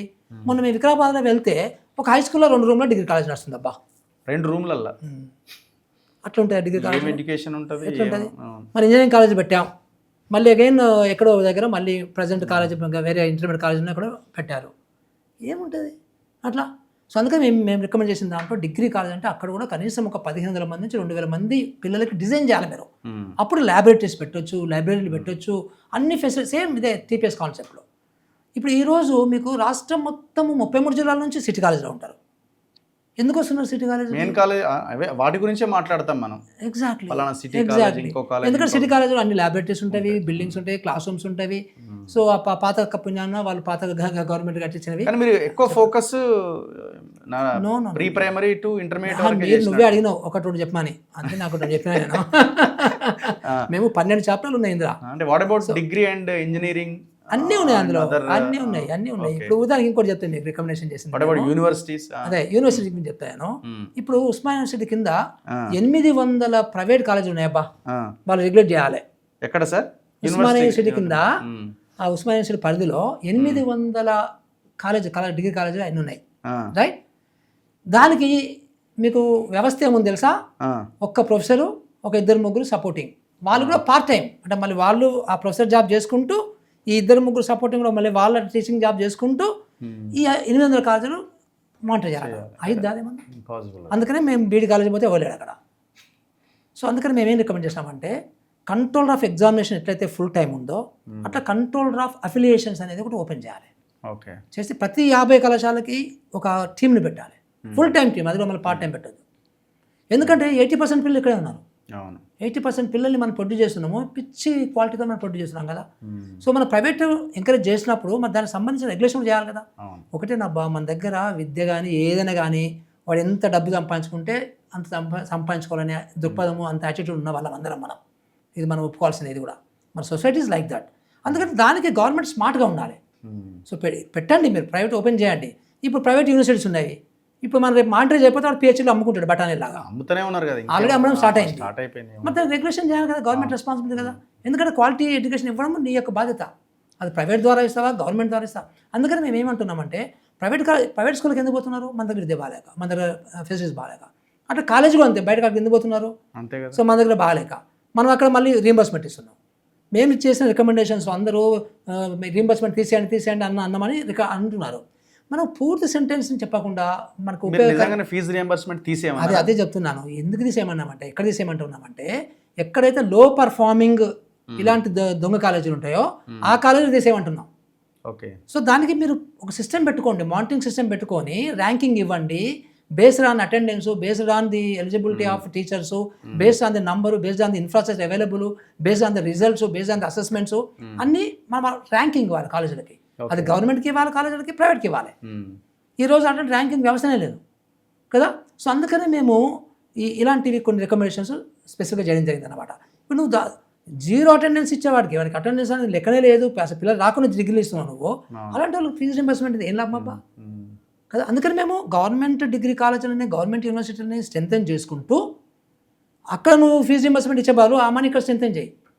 ఇప్పుడు ఇంజనీరింగ్ కాలేజీలు ఉన్నాయి సార్, ఇప్పుడు 100 ఇంజనీరింగ్ కాలేజెస్ ఉన్నాయి. ఇప్పుడు కౌన్సిలింగ్కి వెళ్తే మళ్ళీ ఆ ప్రైవేట్ ఇంజనీరింగ్ కాలేజీల మీద ఆధారపడాల్సిన పరిస్థితే. సో క్వాలిటీ ఎడ్యుకేషను ఆ ప్రైవేట్ దాంట్లో కూడా లేదు. అసలు ఫ్యాకల్టీ ఉండరు, ఏదో వచ్చిరా కూసురా వెళ్ళిపోయారా, రెగ్యులేషన్ లేదు. సేమ్ థింగ్ మళ్ళీ అదే జేఎన్టీయూ కింద 250 ఇంజనీరింగ్ కాలేజీలు ఉన్నాయి. మళ్ళీ వాళ్ళకి ఇదే గోల, ఒకటే డైరెక్టర్ ఉంటాడు. గవర్నమెంట్ సెక్టార్లో ఇంజనీరింగ్ కాలేజ్ ఇంకా బిల్డ్ చేయడానికి అవకాశం లేదా, పెంచడానికి? ఇప్పుడు పెంచుతున్నారు, కానీ మళ్ళీ దానికి ఇందాక నేను చెప్పినట్టు హై స్కూల్లో పెడుతున్నారు, పోయి మళ్ళీ ఇంకేదో ఎగ్జిస్టింగ్ జూనియర్ కాలేజీలో పెడుతున్నారు. అది కరెక్ట్ కాదు కదా. సో అందుకని మన గవర్నమెంట్ ఎడ్యుకేషన్ మీరు స్ట్రెంథెన్ చేయండి. ప్రైవేట్ను కూడా నేను ఆపేయమంటలేను, ఎందుకంటే మనం టోటల్గా గవర్నమెంట్ మీద ఆధారపడితే కూడా కరెక్ట్ కాదు. ఆ కాంపిటీషన్ ఉండాల్సిందే, ప్లస్ ఉండనివ్వండి, ప్రజలకు ఆప్షన్స్ ఉండాలి, నో ప్రాబ్లం. కానీ రెగ్యులేషన్ ఇస్ ఇంపార్టెంట్. ఈరోజు రెగ్యులేషన్ ఏం చేయకుండా ఈరోజు ప్రైవేట్లో ఉన్నటువంటి 75% మంది పిల్లలు ఎవరైతే ఉన్నారో ఆ తల్లిదండ్రులు దర్ ఫీలింగ్ వెరీ బ్యాడ్. మా డబ్బు పోతుంది, క్వాలిటీ రావట్లేదు అంటారు. అవును. ఇప్పుడు మనకి ఉదాహరణకి మీ ఇందాక ప్రైవేట్ ఇంజనీరింగ్ కాలేజ్ చెప్పారు, సిబిఐటి ఉంది, వండర్ఫుల్ కాలేజ్ ఫర్ ఎగ్జాంపుల్. కొన్ని మంచి కాలేజీలు ఉన్నాయి అక్కడ, 11 కాదు. సో అలాంటి కాలేజీలు అట్లాగే ఉంటారు కదా మిగతా అన్ని కూడా. అట్లా మిగతా ఎందుకు లేవు ఎందుకు లేవు అనేది మనం గవర్నమెంట్ రెస్పాన్సిబిలిటీ తీసుకోవాలి కదా. అట్లా సో ఇట్లా కొన్ని మేము యూనివర్సిటీలో కూడా ఇచ్చాము. అట్లా యూనివర్సిటీ అంటే ఏముండాలి, ఎట్లుండాలి. మేము ఇంకో రికమెండేషన్ ఇచ్చాము. ఏమని ఇచ్చామంటే మీరు అడ్డగోలుగా ఉత్తుతనే స్టార్ట్ చేయకండి. సో ఫస్ట్ మీరు మౌలిక సదుపాయాలు బిల్డ్ చేయండి, బిల్డింగ్ కట్టండి, తర్వాత హ్యూమన్ రిసోర్సెస్ పెట్టండి, శాంక్షన్. ఇప్పుడు మన శాంక్షన్లో కూడా జీవో స్టార్ట్ చేస్తారు. ఏందో అర్థమే కాదు అది. ఇప్పుడు ఒక మెడికల్ కాలేజ్ పెట్టాలంటే వాళ్ళు వస్తారు, దాన్ని చూస్తారు, అసలు ఇందా లేదా ఇవన్నీ ఇందాక నేను చెప్పిన వికారాబాద్ దాంట్లో విచిత్రము మల్టీగ్రేడ్ టీచింగ్ అంటే ఒక టీచర్ ఎక్కువ మంది చెప్పడం ఉంది కదా. మొన్న వికారాబాద్లో ఒక దగ్గర అందులోనే మీకు బీఎస్సీ ఎంపీసీ వాళ్ళకి అందరూ కూర్చుంటారు ఒకటే క్లాస్లో, అందులోనే BA ఆర్ట్స్ వాళ్ళు కూర్చుంటున్నారు, అందులోనే ఇంకో 3-4 ఫ్యాకల్టీ డిఫరెంట్ స్టూడెంట్స్ అని నేర్చుకుంటారు. ఏం చెప్తారు అబ్బా, ఎట్లా సార్ అది ఇమాజిన్ చేయగలమా? What is this multigrade teaching అంటే నేను అనుకున్న స్కూల్లో ఉంది అనుకున్నాను. ఫస్ట్ అయితే రిలీజ్ మన డిగ్రీ కాలేజ్లో ఉంది. అది అన్యాయం కదా. అట్లా పెట్టకండి మీరు డబ్బులు లేకపోతే. ఎందుకు వై జీవో ఇచ్చి హై స్కూల్లో పెట్టేది నాన్ సెన్స్ కదా. అట్లా ఇలాంటి కొన్ని చాలా రికమెండేషన్ మేము చేసాం. సో లాస్ట్ ఏంటంటే ఇప్పుడు చాలా కమిషన్స్ వచ్చాయి, చాలా మంది రిపోర్ట్స్ ఇచ్చారు. ఇప్పుడు గతంలో కొఠారి కమిషన్ అని ఇట్లా రకరకాల రిపోర్ట్స్ ఉన్నాయి. Tirupatirao commission or something committee ఇవన్నీ రిపోర్ట్స్ ఇవన్నీ ఉన్నాయి. సో వాటిలాగానే ఆకునూరి మురళి గారి రిపోర్టు కమిషన్ రిపోర్ట్ అని మేము అలాంటి వాళ్ళం భవిష్యత్తులో దాన్ని ఎందుకు ఇంప్లిమెంట్ చేస్తలేమని అడగాల్సిన పరిస్థితే ఉంటుందా? అంటే నన్ను అడగకి ఈ క్వశ్చన్ రేవంత్ రెడ్డిని అడగంటారేమో మీరు కానీ కదా, గవర్నమెంట్స్ అడగాలి కదా. అంటే ఇప్పుడు మనము మీరు ఇంప్లిమెంట్ చేస్తారా చేయాలా అని రిపోర్ట్ తయారు చేయాలన్నా, లేకపోతే ఇర్రెస్పెక్ట్ ఆఫ్ దట్ రిపోర్ట్ తయారు చేయాలన్నా, వెరీ న్యాచురల్ థింగ్ కదా అది. సో మనం ఏంటంటే ఏది బెస్ట్ అనేది ఇలా పెట్టాం. కానీ మీరు ముఖ్యమంత్రితో మాట్లాడారా దీని గురించి? అయ్యో మనం 2 గంటలు కూర్చున్నాం కదా. చిత్తశుద్ధి లేకపోతే తప్పని అప్పటికప్పుడే 200 స్కూళ్ళు 100 మండలంలో ఎట్లా శాంక్షన్ చేశారండి. తర్వాత ఇమ్మీడియట్గా సీఎం ఆఫీసు సెక్రటరీ గారు చెప్పారు, ఇది బడ్జెట్లో పెట్టండి అర్జెంట్గా అని చెప్పారు కదా. అది చిత్తశుద్ధి తక్కువ అయితే ఏం చేస్తారు చెప్పానా, ఇది చూడండి CSR డబ్బు అడ్జస్ట్ చేద్దాం అక్కడ చూడండి అని పక్క పెట్టేశారు. ఈ సెట్ వెరీ క్లియర్లీ 200 స్కూల్స్ ఇప్పుడు ఇమ్మీడియట్ స్టార్ట్ చేద్దాము. సో ఇమ్మీడియట్గా మనం బడ్జెట్లో మీరు పెట్టాలి అని చెప్పారు ఆయన. సో ఎంత పర్సెంటేజ్ ఈ బడ్జెట్ రేపే 20వ తారీఖు? అదే మనకే తెలుస్తుంది. డిప్యూటీ చెప్పారా? చెప్పాము 18% ఉండాలి సార్ అని చెప్పాము డెఫినెట్గా. సో మరి అది దట్స్ ప్యూర్లీ పొలిటికల్ అండ్ ఇంకా ఏదైతే ఉంటాయి అన్ని అంటే చాలా పెద్దది కదా, అది పెద్ద ఏరియా. సో అది మన ఇన్ఫ్లుయెన్స్ అంత దాని మీద ఉంటుంది అనుకున్నాను. బట్ ఐడియల్గా 18 ఉండాలని పెట్టాం. సో మీ పని అయిపోయిందా సార్? అంటే మీ పని అయిపోవడం మీన్స్ మీరు చేయాల్సిన కార్యక్రమం అంతా అయిపోయింది. అంటే మాకు ఇచ్చిన టర్మ్స్ ఆఫ్ రెఫరెన్స్ అయిపోయింది. అయితే ఒకసారి సీఎం గారు ఏం చెప్పారంటే ఒక 4 స్కూళ్ళు ఇచ్చారబ్బా మాకు. సో 2 వంగూరులో ఇట్లాంటి తెలంగాణ పబ్లిక్ స్కూల్ కాన్సెప్ట్ని. సో ఏదైతే మనం ఆరుట్లో టేకప్ చేసామో సో దానికి సంబంధించినటువంటి అక్కడ ఇంకొక మంచాల హెడ్ క్వార్టర్స్ 4 స్కూళ్ళు మేము ఇట్లా ఫుల్ ప్లెడ్జ్డ్గా టీపీఎస్ చేస్తున్నాం డెమాన్స్ట్రేషన్కి. సో దీంట్లో నుంచి మనకి కొన్ని గైడ్ లైన్స్ లాగా డెవలప్ అయ్యే అవకాశం ఉంటుంది. ప్రస్తుతం నేను ఆ పనిలో లాస్ట్ ఒక 6 months నుంచి బిజీగా ఉన్నాను. అది కూడా ఇది చేసుకుంటున్నాను. సో ఇప్పుడు ఇంప్లిమెంటేషన్ బాధ్యత కూడా మీదేనా, ఎగ్జిక్యూషన్? అంటే ఆ 4 స్కూల్ అయితే నాదే బాధ్యత. గవర్నమెంట్ జీవో కూడా ఇచ్చింది, డబ్బులు కూడా ఇచ్చింది. దానిలో ఒక 59 కోట్ల రూపాయలు డబ్బులు కూడా శాంక్షన్ చేశారు. సో ఒకదానికి ఇప్పుడు అన్ని నేను లాజికల్ ఎండ్ తీసుకోవాలి అది. సో మేబీ అప్ టు మే వరకు, జూన్ వరకు అది చేయాల్సిన అవసరం ఉంటుంది. సో దాని తర్వాత ఇది ఇంప్లిమెంటేషన్ ఎట్లా అనేది గవర్నమెంట్ విల్ డిసైడ్. వాళ్ళు డిసైడ్ చేసుకోవాలి, సీఎం గారు డిసైడ్ చేయాలి. ఆయన విద్య. సో చాలా మంది అడుగుతున్నారు ఆకునూరి మురళి గారు ఎక్కడ అంటే రకరకాల ఇష్యూస్ వచ్చినప్పుడు అడుగుతుంటారు మురళి గారు ఎక్కడ. ఇప్పుడు కాంగ్రెస్ ని గవర్నమెంట్ రావాలన్నారు, తిరిగారు, బస్సు యాత్రలు చేశారు. ఇది తప్పు కదబ్బా. నేను కానీ నువ్వు కానీ ఎప్పుడు కాంగ్రెస్ గవర్నమెంట్ రావాలని చెప్పినాం అబ్బా. అరే దుర్మార్గుడు బీఆర్ఎస్ వాడు మొత్తం డిస్ట్రాయ్ చేశాడు, విద్యను డిస్ట్రాయ్ చేశాడు, మొత్తం కరప్షన్ చేస్తున్నారు, ఆ పిచ్చి కాలుష్యం ప్రాజెక్టు కడుతున్నారు, డబ్బులంతా నాశనం చేస్తున్నారు, అహంకారంగా ఉన్నారు మనుషులు. అవి ఇంతసేపు ఫామ్ హౌస్లో ఉంటాడు, అడ్మిషన్ చేయడం లేదు సరిగా, పిచ్చి ఉందని కదా కొట్లాడింది. సో అట్లాగే బీజేపీ అది ఇంకొక ప్రమాదకర వ్యవస్థ, వాళ్ళు ఇంకో లోకంలో ఉంటారు, వాళ్ళు సనాతన బొమ్మంటారు, వెనకకి బొమ్మంటారు మొత్తానికి. అందుకని మనము కొట్టాడిన తప్ప మనం ఏదో కాంగ్రెస్ కండ వేసుకొని తిరిగినాం అయింది కదా, తప్పు కదా అది అట్లా. తర్వాత ఇంకొకటి ఏంటంటే ఇప్పుడు దిస్ పాలసీ అనేది వీళ్ళకి అర్థమైతే ఆటల మనలకి. ఇప్పుడు నేను అప్పుడు ఎంప్లాయ్మెంట్ అన్ఎంప్లాయీస్కి సంబంధించిన ఆ జాబ్ క్యాలెండర్ గురించి నేను హెల్ప్ చేశాను వాళ్ళకి, కాంగ్రెస్ పార్టీకి. ఇట్లా వేస్తే బాగుంటుంది. ఇప్పుడు అందరూ అదే అంటారు, జాబ్ క్యాలెండర్ మీద మురళి గారు మాట్లాడతలేరు, మా ఉద్యోగం దీని గురించి మాట్లాడాలి, దాని గురించి మాట్లాడాలి, దీని మీద పని చేయమంటారు, దాని మీద పని చేయమంటారు. అంటే మళ్ళీ నన్ను అశోక్ నగర్ పోయి ఇది పక్కన పెట్టేసి అది చేయమంటారా? అంటే నాకు కూడా కొంచెం బుర్ర ఉంటుంది కదా, నేను కూడా యాక్టివిస్ట్నే, ఇప్పటికీ యాక్టివిస్ట్నే నేను, క్వశ్చనే లేదా. మరి ఉద్యోగాలు వస్తలేవు, మరి ఎక్కడ అడగాలి తర్వాత నాకు ఇప్పుడు ఈ మధ్య కొత్తగా మనం ఏం చెప్పొద్దు కానీ చెప్తే కాంట్రవర్సీ కానీ, అసలు ఈ గవర్నమెంట్ ఎంప్లాయీస్ ఇదంతా కూడా, ఈ వ్యవస్థ అంతా కూడా అదేదో విచిత్రంగా ఉంది నాకు, ఏదో సంథింగ్ ఇంకేదో చేయాలి, ఇట్లా కాదు కరప్షన్ పెరుగుతుంది గవర్నమెంట్ ఎంప్లాయీస్లో. సో మన కొత్త పిల్లలు వస్తే కూడా కరెక్ట్ అయిపోతున్నారు, కొత్త పిల్లలు వస్తే కూడా పని చేయకుండా, అంటే గవర్నమెంట్ ఉద్యోగం రాగానే రిలాక్స్, ఇంకా అయిపోయింది, నన్ను ఎవరు తీయలేడు, నేను పని చేసినా పని చేయకపోయినా కరెక్ట్. కరప్షన్ తగ్గుతలేదు ఈ వ్యవస్థలలో, ఏంటి ఇది ఏమవుతుంది, ఏదో చేయాలి దీని గురించి. ఇప్పుడు ఉద్యోగాల విషయంలో, జాబ్ క్యాలెండర్ విషయంలో మీరు చెప్పేది ఏంటి ముఖ్యమంత్రికి నేను చెప్పేది అంటే, నేను ఇప్పుడు ఫర్ ఎగ్జాంపుల్ మనం టీచర్స్ ఉన్నారు, ఇప్పుడు మనం ఈ టీపీఎస్ కాన్సెప్ట్లో మనం మొత్తం నెంబర్ తీసుకోవాలి, అంటే ఉన్నలను తీసేయమని చెప్పాను కానీ బట్ అవసరం ఉంటాయి. ఇప్పుడు కొన్ని గద్వాలు ఉందండి, గద్వాల టీచర్స్ చాలా షార్టేజ్ ఫర్ ఎగ్జాంపుల్. సో అట్లా 2-3 జిల్లాలు నేను చెప్పాను నాకు. సో అట్లా చూడ మనం రిక్రూట్మెంట్ చేయాల్సి వస్తుంది. సో రిక్రూట్మెంట్ మీరు ప్రామిస్ చేశారు కాంగ్రెస్ 2 లక్షలు, రాహుల్ గాంధీ గారు ప్రామిస్ చేశారు, అందుకని 2 లక్షలు తయారు చేసి ఇచ్చాను వాళ్ళకి అప్రాక్సిమేట్గా. ఖాళీలు ఉన్నాయని బిశ్వాల్ కమిటీ రిపోర్ట్ గురించి మనం అందరం మాట్లాడుకున్నాం కదా ఎలక్షన్స్. సో ఖాళీలు అనేది ఉంటాయి, ఎక్కడెక్కడ ఉంటాయి ఖాళీలు, మనం దాని ప్రకారం కూడా చేయాల్సిన అవసరం లేదు. ఇప్పుడు విషయం ఏంటంటే యాక్చువల్గా ఇవ్వాలి, అది కాంగ్రెస్ ప్రామిస్ చేసింది కాబట్టి ఇవ్వాలి, దాన్ని మనం వెనుక పోవాల్సిన అవసరం లేదు, మీరే ప్రామిస్ చేస్తే ఇవ్వాల్సింది అంతే. మీరు ఏదైతే 6 గ్యారెంటీలు ప్రామిస్ చేస్తారో అన్ని 100% చేయాల్సిందే, వాట్ ఎవర్ మేనిఫెస్టో. ఇది నేను కూడా ఒప్పుకోను పక్క 100%. సో అంటే కనబట్టం లేదు అన్నారు కదా, మురళి ఎక్కడ పోయాను ఇదే నేను చేసింది. 305 స్కూళ్ళు తిరిగాము, 3 దేశాలు తిరిగాము, సో 7 రాష్ట్రాలు తిరిగాము, తర్వాత ఒక 100-200 మీటింగ్లు పెట్టాము, రకరకాల సెమినార్స్ పెట్టాము, సో రీసెర్చ్ చేశాము. సో నేను ఇప్పటికీ లాస్ట్ 1 ఇయర్లో ఎప్పుడు మా ఇంటికి నేను 8:30 ముందు పోలే ఇప్పటికి కూడా. సో నేను ఇది యజ్ఞం అబ్బా, అంత ఈజీ కాదు, చాలా పెద్దది ఇది. సో ఈ యజ్ఞాన్ని మరి నేను చేస్తే మీరు అప్రిషియేట్ చేస్తారా, లేకపోతే మన అశోక్ నగర్ రాలేదంటారా మీరు? ఏది కరెక్ట్, ఏది కరెక్ట్ అని నేను అనుకోవాలి ఫస్ట్ థింగ్. అది మీరు చిన్నపిల్లలాగా మాట్లాడొద్దు. సో నేను పని మీద ఉన్నా అంతే, నాకు ఏదో స్టేట్మెంట్ ఇవ్వండి అని అంటారు వాళ్ళు, ఒక స్టేట్మెంట్, అరే ఉద్యోగాలు ఇవ్వండి ఎందుకు ఇవ్వట్లేదు అని ఒక స్టేట్మెంట్, వాళ్ళు ఒక స్టేట్మెంట్ అన్నారు, ఇంకొక స్టేట్మెంట్ అంటారు. బీఆర్ఎస్లు గురుకులా చచ్చిపోతున్నారు కదా, నువ్వు దాని స్టేట్మెంట్. ఇప్పుడు ఇష్యూ నేను ఒక యాక్టివిస్ట్ లాగా అంతకుముందు ఒక యజ్ఞంలో ఉన్నాను, బీఆర్ఎస్ని కూలగొట్టని యజ్ఞంలో ఉన్నాను, ఎస్ ఆ యజ్ఞం అది, ఇప్పుడు యజ్ఞం ఇది, రైట్. సో నేను ఐ కెనాట్ బి లైక్, అంటే I cannot do so many things. ఇప్పుడు ఇది ఉంది, ఇప్పుడు నువ్వే చెప్పబ్బా, ఇప్పుడు నన్ను ఇది ఇంప్లిమెంట్ చేయడానికి నన్ను లాబింగ్ చేయమంటావా, ఆ 200 స్కూళ్ళని ప్రాపర్గా ఇంప్లిమెంట్ చేయడానికి ట్రై చేయమంటావా, లేదా అశోక్ నగర్ ఇమ్మంటావా? ఇంప్లిమెంట్ చేయాలి కదా, సింపుల్ లాజిక్ కదా. అంటే నాకు కూడా కొంచెం విజ్ఞత ఉంది కదా, ఏది ప్రియారిటీ, నాకు ఉన్న టైంలో నాకు 24 గంటలు ఉంటుంది కదా, నేను కూడా ఒక 7 గంటలు వండుకోవాలి కదా. సో అంటే మనం ఇట్లా పిచ్చిగా మాట్లాడొద్దు. సో మురళి అనేవాడికి కమిట్మెంట్ ఉంది, చచ్చిపోయేంత వరకు కమిట్మెంట్ ఉంటుంది. కమిట్మెంట్ లేకపోతే అందరు కమిషన్ చైర్మన్ పనిచేస్తారా? రోజుకి 8:30 పనిచేస్తావు, కమిషన్ చైర్మన్ చూపించండి, ఏదైనా కమిషన్ కావచ్చు, కార్పొరేషన్ కావచ్చు, ఏదైనా కానీ. అరే మురళి ఇస్ డిఫరెంట్ యార్, what non sense is this అని మీరు తెలియకపోతే ఎట్లా మీరు? అరే నేను 7 లక్షల జీతం వరల్డ్ బ్యాంక్ వదిలిపెట్టుకొని వచ్చిన, తెలంగాణ వచ్చిందని అందరూ వస్తారా? అట్లా R&Bలో ఇంజనీరింగ్ చీఫ్ ఉద్యోగం ఎవడన్నా వదిలిపెట్టుకొని వస్తారా? డైరెక్టర్ నరేగా పనిచేశాను అక్కడ, అప్పుడు సూపరింటెండెంట్ ఉన్నాను, ఎవరైనా సూపరింటెండెంట్ జాబ్ వదిలిపెట్టేస్తారా? ఎట్లా R&B అంటే ఇంజనీరింగ్ డిపార్ట్మెంట్ ఉంటే అందరికీ తెలుసు కదా మీకు. ఎవడన్నా నేను డైరెక్టర్ ఎన్ఆర్జీఎస్ ఉన్నప్పుడు మొత్తము 22 జిల్లాలు కంబైండ్, అందులో ప్రతి సీజన్లో 22 జిల్లాలు తిరిగేవాడిని, కొన్ని 100 మండలాలకు పోయేవాడిని, అక్కడే ప్రాబ్లమ్ని ఫైండ్ అవుట్ చేసి అక్కడ నుంచే సర్క్యులర్ రెడీ సొల్యూషన్కి.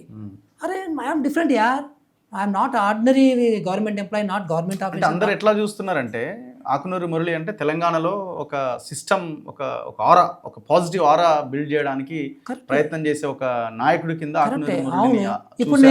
ఇప్పుడు నేను ఏ గవర్నమెంట్ని తీసుకోవడానికి ట్రై చేయాలి చెప్పండి ఒకసారి? బీఆర్ఎస్నా, బీజేపీనా, అంటే చిన్న దొంగ పెద్ద దొంగ శాస్త్రం ఉంది కదా మనకి. ఇప్పటికి కూడా నువ్వైతే పార్టీ పెట్టాను, నువ్వు పెట్టావు, నేను పెట్టాను పార్టీ ఉంటే బాగానే ఉంది, మీరు ఓట్లేస్తారా? ఎవరు రాడు, కనీసం పని చేయని కూడా రాడు. సో మనకున్న ఆప్షన్స్ ఏంటి? ఏ దొంగనో పెద్ద దొంగను రాకుండా చూసుకునే బాధ్యత మంది కదా. అంటే ఈ కామన్ సెన్స్ అంతా మీకు ఉండదు రా బాబు చిన్నపిల్లలకి. సో మన్నాంటోళ్ళకి ఉంటుంది కదా, ఎక్కడ పని చేయాలని, ఏం పని చేయాలి, ఇంకొక 5 సంవత్సరాలు గట్టిగా ఉంటాను, అంటే తిరగలిగే ఉంటాను, దాని తర్వాత. కానీ ఇప్పుడు సిస్టమ్ డిస్ట్రాయ్ అవుతున్నది, ఆగలేదు, అవినీతి ఆగలేదు, అవును అన్ని ఏది. ఇప్పుడు నిన్న మీకు పంపించా ఖమ్మం భూములకు సంబంధించి ఎంత భయంకరమైన విషయం, పేదలని తినడం ఆగలేదు, అన్ని జరుగుతూనే ఉన్నాయి. సిస్టమ్ ఎట్లా మారాలి, దీనికి పబ్లిక్ ఎట్లా దీన్ని ముందుకు తీసుకెళ్ళాలి? పబ్లిక్ ఎట్లా ఉన్నారు, సిస్టమ్ అట్లా ఉంటుంది అబ్బా. ఇప్పుడు నేను ఒక దగ్గర ఎమ్మెల్యే నిలబడితే, మధ్యం కలిసి పార్టీ పెడితే ఎన్నట్లో సేపు అన్నది ఏం రావు. మరి ఎందుకు, మరి ఏం మాట్లాడుతున్నాం మనం? సావండి, దీన్ని యాక్సెప్ట్ చేయండి అంతే. మ్మ్. మీకు ఇంతే రాస్తుంది, మీకు ఇంతకంటే మీకు ఇది కూడా కాంట్రవర్సీ అవుతుంది. యూ డోంట్ డిజర్వ్ యార్. నువ్వు రానేరో బయటికి, ఏదైనా ప్రాబ్లం వస్తే. మొన్న లాయర్ని చంపేస్తే పోలీసులు అమెరికాలో వైట్స్ బ్లాక్స్ అందరూ వచ్చిండ్రు బయటికి, లక్షల మంది, మిలియన్స్ ఆఫ్ పీపుల్ బయటకు వచ్చి రోడ్ మీద. మీరు వస్తారా? మన దగ్గర ఉందా అది?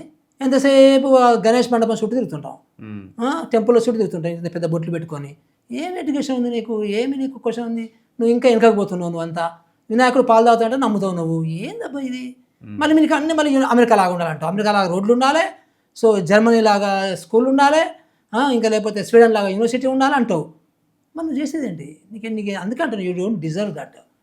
నువ్వు సైంటిఫిక్ టెంపర్ ఉంటే క్వశ్చన్ చేసేది ఉంటే రోడ్ల మీదకి వచ్చి కొంచెం కొట్టదా పట్టాడు. మరి మనం రాత్రి మన బడి నిద్ర చేసినాం, ఎంతమంది వచ్చిన మనతోని? బస్సు యాత్ర చేసినాం, ఎంతమంది వచ్చిన మనతోని? వాడు బీజేపీ వాడు బస్సుని తగల పెడతామని చెప్పి మాకు బైన్సాలో మాకు ఎదురుగా పడ్డారు. ఎవరైనా వచ్చిందా? వస్తారా? ఇవన్నీ ఉన్నాయి. మరి ఇట్లా నీకు ఇప్పుడు ఇదే అన్ఎంప్లాయ్స్ ఉన్నారబ్బా. నిజంగా ఫ్రాంక్గా మాట్లాడతాను. రేపు గవర్నమెంట్ ఎంప్లాయ్మెంట్ రాగానే ఏం చేస్తారని అని చెప్పేది. జాబులు ఇవ్వద్దు అంటలేదు, గవర్నమెంట్లో ఇస్తాం కరెక్టే. బట్ మన కల్చర్ గురించి మాట్లాడతాను నేను. క్వశ్చన్ చేసే కల్చర్ లేదు అంటే నా బాధ్యత ఉంది అందులో, లేదని కాదు. నేను అనేది ఆ మార్పు అనేది ఓన్లీ ప్రజల వైపు నుంచి కొంత ఉంటే వ్యవస్థ చాలా మారాలి కదా. లీడర్, ప్రభుత్వాలు, చట్టాలు, ఇవన్నీ సిస్టమ్ అంతా మారాలి కదా. సిస్టమ్ అంతా ప్రజలు అట్లా తయారు చేసింది వ్యవస్థ. ఎగ్జాక్ట్లీ అంతే కరెక్టే ఉంది.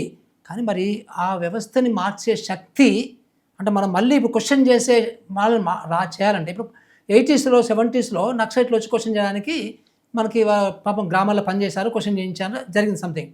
ఇప్పుడు అది అపోజ్ చేశాను. Communism is the best ideology, but మనకి షూట్ కాదు అది, పక్కా అది. సో మనకు బాబాసాహెబ్ అంబేద్కర్ ఇచ్చినటువంటి కాన్స్టిట్యూషనే, అప్పుడు నెహ్రూ గారు, రాజేంద్ర ప్రసాద్ గారు, సర్దార్ వల్లభాయ్ పటేల్ గారు, ఈ పెద్దలు ఇచ్చిన రాజ్యాంగమే మనకి కరెక్ట్, పక్కా.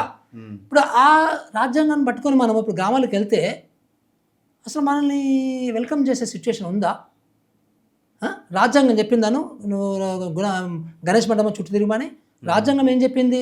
సాధ్యమైనంత వరకు scientific temper, logical thinking, critical thinking అట్లా ఉండేటట్లుగా విద్యా వ్యవస్థను తయారు చేయమన్నది. ఈరోజు మన విద్యా వ్యవస్థ తయారు చేస్తున్నారా? ఇప్పుడు కనీసం మనలాంటి వాళ్ళు మాట్లాడతానన్నా మనకు యాక్సెప్ట్ చేస్తారా? ఏందేందో మాట్లాడతారు, ఏందేందో అంటారు వీళ్ళు. సో మొత్తం ఇప్పుడు మనువాదం ఐడియాలజీ నడుస్తుంది కదా. సో మనువాదం ఐడియాలజీ ఉంటే మన కంట్రీ ఈరోజు 133 ఉంది, 170కి పోద్ది. ఇంకా అర్బన్ నక్సలైట్ అంటారు. ఇప్పుడు అర్బన్ నక్సలైట్ అంటే రాహుల్ గాంధీనే అర్బన్ నక్సలైట్ అన్నారు, అన్నారా? సో నేను లావోస్లో గవర్నమెంట్ అడ్వైజర్గా పనిచేశాను. 7 లక్షల రూపాయల జీతము, వరల్డ్ బ్యాంక్ జీతము అంతా ఇస్తే ఆ పిచ్చి కమ్యూనిస్ట్ కంట్రీలో పిచ్చి కరప్షన్ చూడలేక వచ్చిన. ఆ రోజు నుంచి ఈ రోజు వరకు అరే మన కమ్యూనిజం పడదురా పోయి, మనకు కరెక్ట్ కాదని చెప్తూనే ఉన్నా. ఆయన కూడా మళ్ళీ ఈ పిచ్చోడు అర్బన్ నక్సలైట్ అంటాడు. అసలు నక్సలైట్ అంటే తెలియదు, అసలు ఏమీ తెలియదు, అంబేద్కరిజం తెలియదు, కాన్స్టిట్యూషన్ తెలియదు. మనం అందరం కాన్స్టిట్యూషన్ గురించి మాట్లాడదాం రా బాబు అంటే అర్బన్ నక్సలైట్ అంటాడు. ఇప్పుడు వీళ్ళంతా బీజేపీలో ఏంటంటే వాళ్ళకి ఎగరెస్ట్ ఎవరు మాట్లాడినా కానీ, నిన్ను మాట్లాడినా, నేను మాట్లాడినా, రాహుల్ గాంధీ మాట్లాడినా, రేవంత్ రెడ్డి ఆయన మాట్లాడినా, ఎవరు మాట్లాడినా అర్బన్ నక్సలైట్ అంటే ఏందో అది. అర్బన్ నక్సలైట్ అంటే ఏ ఆ డెఫినేషన్ ఏంటో అర్థమే కాదు. ఇప్పుడు మీ టార్గెట్ ఏంటి సార్? ఇప్పుడు మీకు ఎడ్యుకేషన్ చేద్దాం, వయసు మీకున్న ఎగ్జాక్ట్లీ ఎడ్యుకేషన్ చేద్దాం, ఎడ్యుకేషన్ మీద చేద్దాం, లాబింగ్ చేద్దాము. చాలా మంది నమ్మలే యాక్చువల్గా, బట్ మనం ఇప్పుడు చూడండి, మీరు 6 చేసాము, నమ్మారు. సో దాన్ని it is leading to 200 schools. ఒకసారి 200 schools పెట్టినాక ప్రజలు ఊరుకుంటారా? To be frank with you. So అటు ఎవరో ఒకరు చేయాలి కదా. సో అది కూడా సాధ్యమైంది కాదు మీకు. It is not a small thing, it's a big thing. ఇది ఇట్లా మళ్ళీ ఆర్ట్లాగా ఇంప్లిమెంట్ చేయాలంటే దానికి ఎన్ని సర్కిల్స్ ఇవ్వాలి, ఎన్ని ట్రైనింగ్లు ఇవ్వాలి, ఎంత మానిటరింగ్ చేయాలి. ఆ వ్యవస్థ ఎక్కడుంది గవర్నమెంట్లో? Maybe I think have to do something. లేకపోతే అది మళ్ళీ కాదు. పేపర్ మీద అన్ని పేపర్ మీద పెట్టేది 30% అబ్బా, 70% ఇంప్లిమెంటేషన్. అది ఇంప్లిమెంట్ చేయడానికి సో మళ్ళీ నాలాంటి వాళ్ళను మనం గైడ్ చేయకపోతే వెరీ డిఫికల్ట్, చేయలేరు. బి ఫ్రాంక్ చేయలేరు అనుకుంటాం. కానీ సో ముఖ్యమంత్రి పనితీరు ఎట్లుంది అంటే అడ్మినిస్ట్రేషన్ అంతా ఎందుకు నువ్వు అంత కాంట్రవర్షన్ లాగుతావు కానీ? సో అంటే ఏదో సలహా లాంటి దాన్ని ఇవ్వచ్చు కదా. అంటే నేను హెచ్ఆర్ దగ్గర ఇస్తూనే ఉంటాను. సో నాకు పెద్దగా మీరు అందరూ ఏమనుకుంటా అంటే ఓ రేవంత్ రెడ్డి గారు అంటే ప్రతిరోజు పోయి మురళి గారు అక్కడ కూర్చుంటారు అనుకుంటారేమో. అట్లా ఉండదు.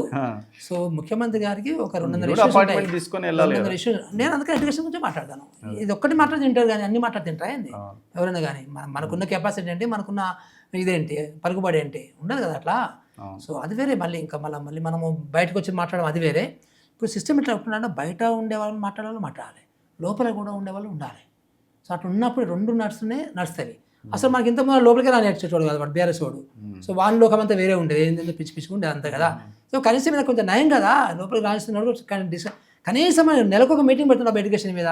ఓకే, మన మహానుభావుడు బీఆర్ఎస్ మహానుభావుడు ఒక్క మీటింగ్ పెట్టలేదు 9.5 సంవత్సరాల్లో. మనకి మనం చూసినాం కదా అన్నీ కూడా. సో అందుకని చాలా డిఫరెంట్గా ఉంది కదా, కొంచెం నయం డెఫినెట్గా. ఇప్పుడు మన రేవంత్ రెడ్డి గారు నయం డెఫినెట్గా. Anyway thank you sir, thank you very much. I think first interview అనుకుంటా మన తొలి వీళ్ళకి, ఫుల్ ఇంటర్వ్యూ దీని మీద. Anyway thank you very much, thank you. ఇది ఆకునూరి మురళి గారితో స్పెషల్ ఇంటర్వ్యూ. ఇప్పుడు ప్రభుత్వం ముందు ఉన్నది ఈ యొక్క డాక్యుమెంట్ ఇదంతా కూడా. సో రేవంత్ రెడ్డి, క్యాబినెట్, కాంగ్రెస్ దీనిపైన నిర్ణయాలు తీసుకోవాల్సిన అవసరం ఉంది. అవసరమైతే వేల ఎకరాల, లక్షల ఎకరాల భూములు ఉన్నాయి, అమ్మైనా సరే దీనికి పెట్టాల్సిన అవసరం ఉంది. దాంట్లో ఏం తప్పులేదు. సో అది అమ్మి వేరే దుబారా ఖర్చులు కాకుండా ఎడ్యుకేషన్ మీద పెడితే అట్లీస్ట్ సిస్టమ్ బాగుపడుతుంది. అప్పుడు తయారవుతుంది మీరన్న రైజింగ్ అయినా, గతంలో ఆయన మాట్లాడిన బంగారు తెలంగాణ అయినా. సో విద్య, విజ్ఞానం వచ్చినప్పుడే సాధ్యమవుతుంది. చూస్తూనే ఉండండి మన తొలి వెలుగు.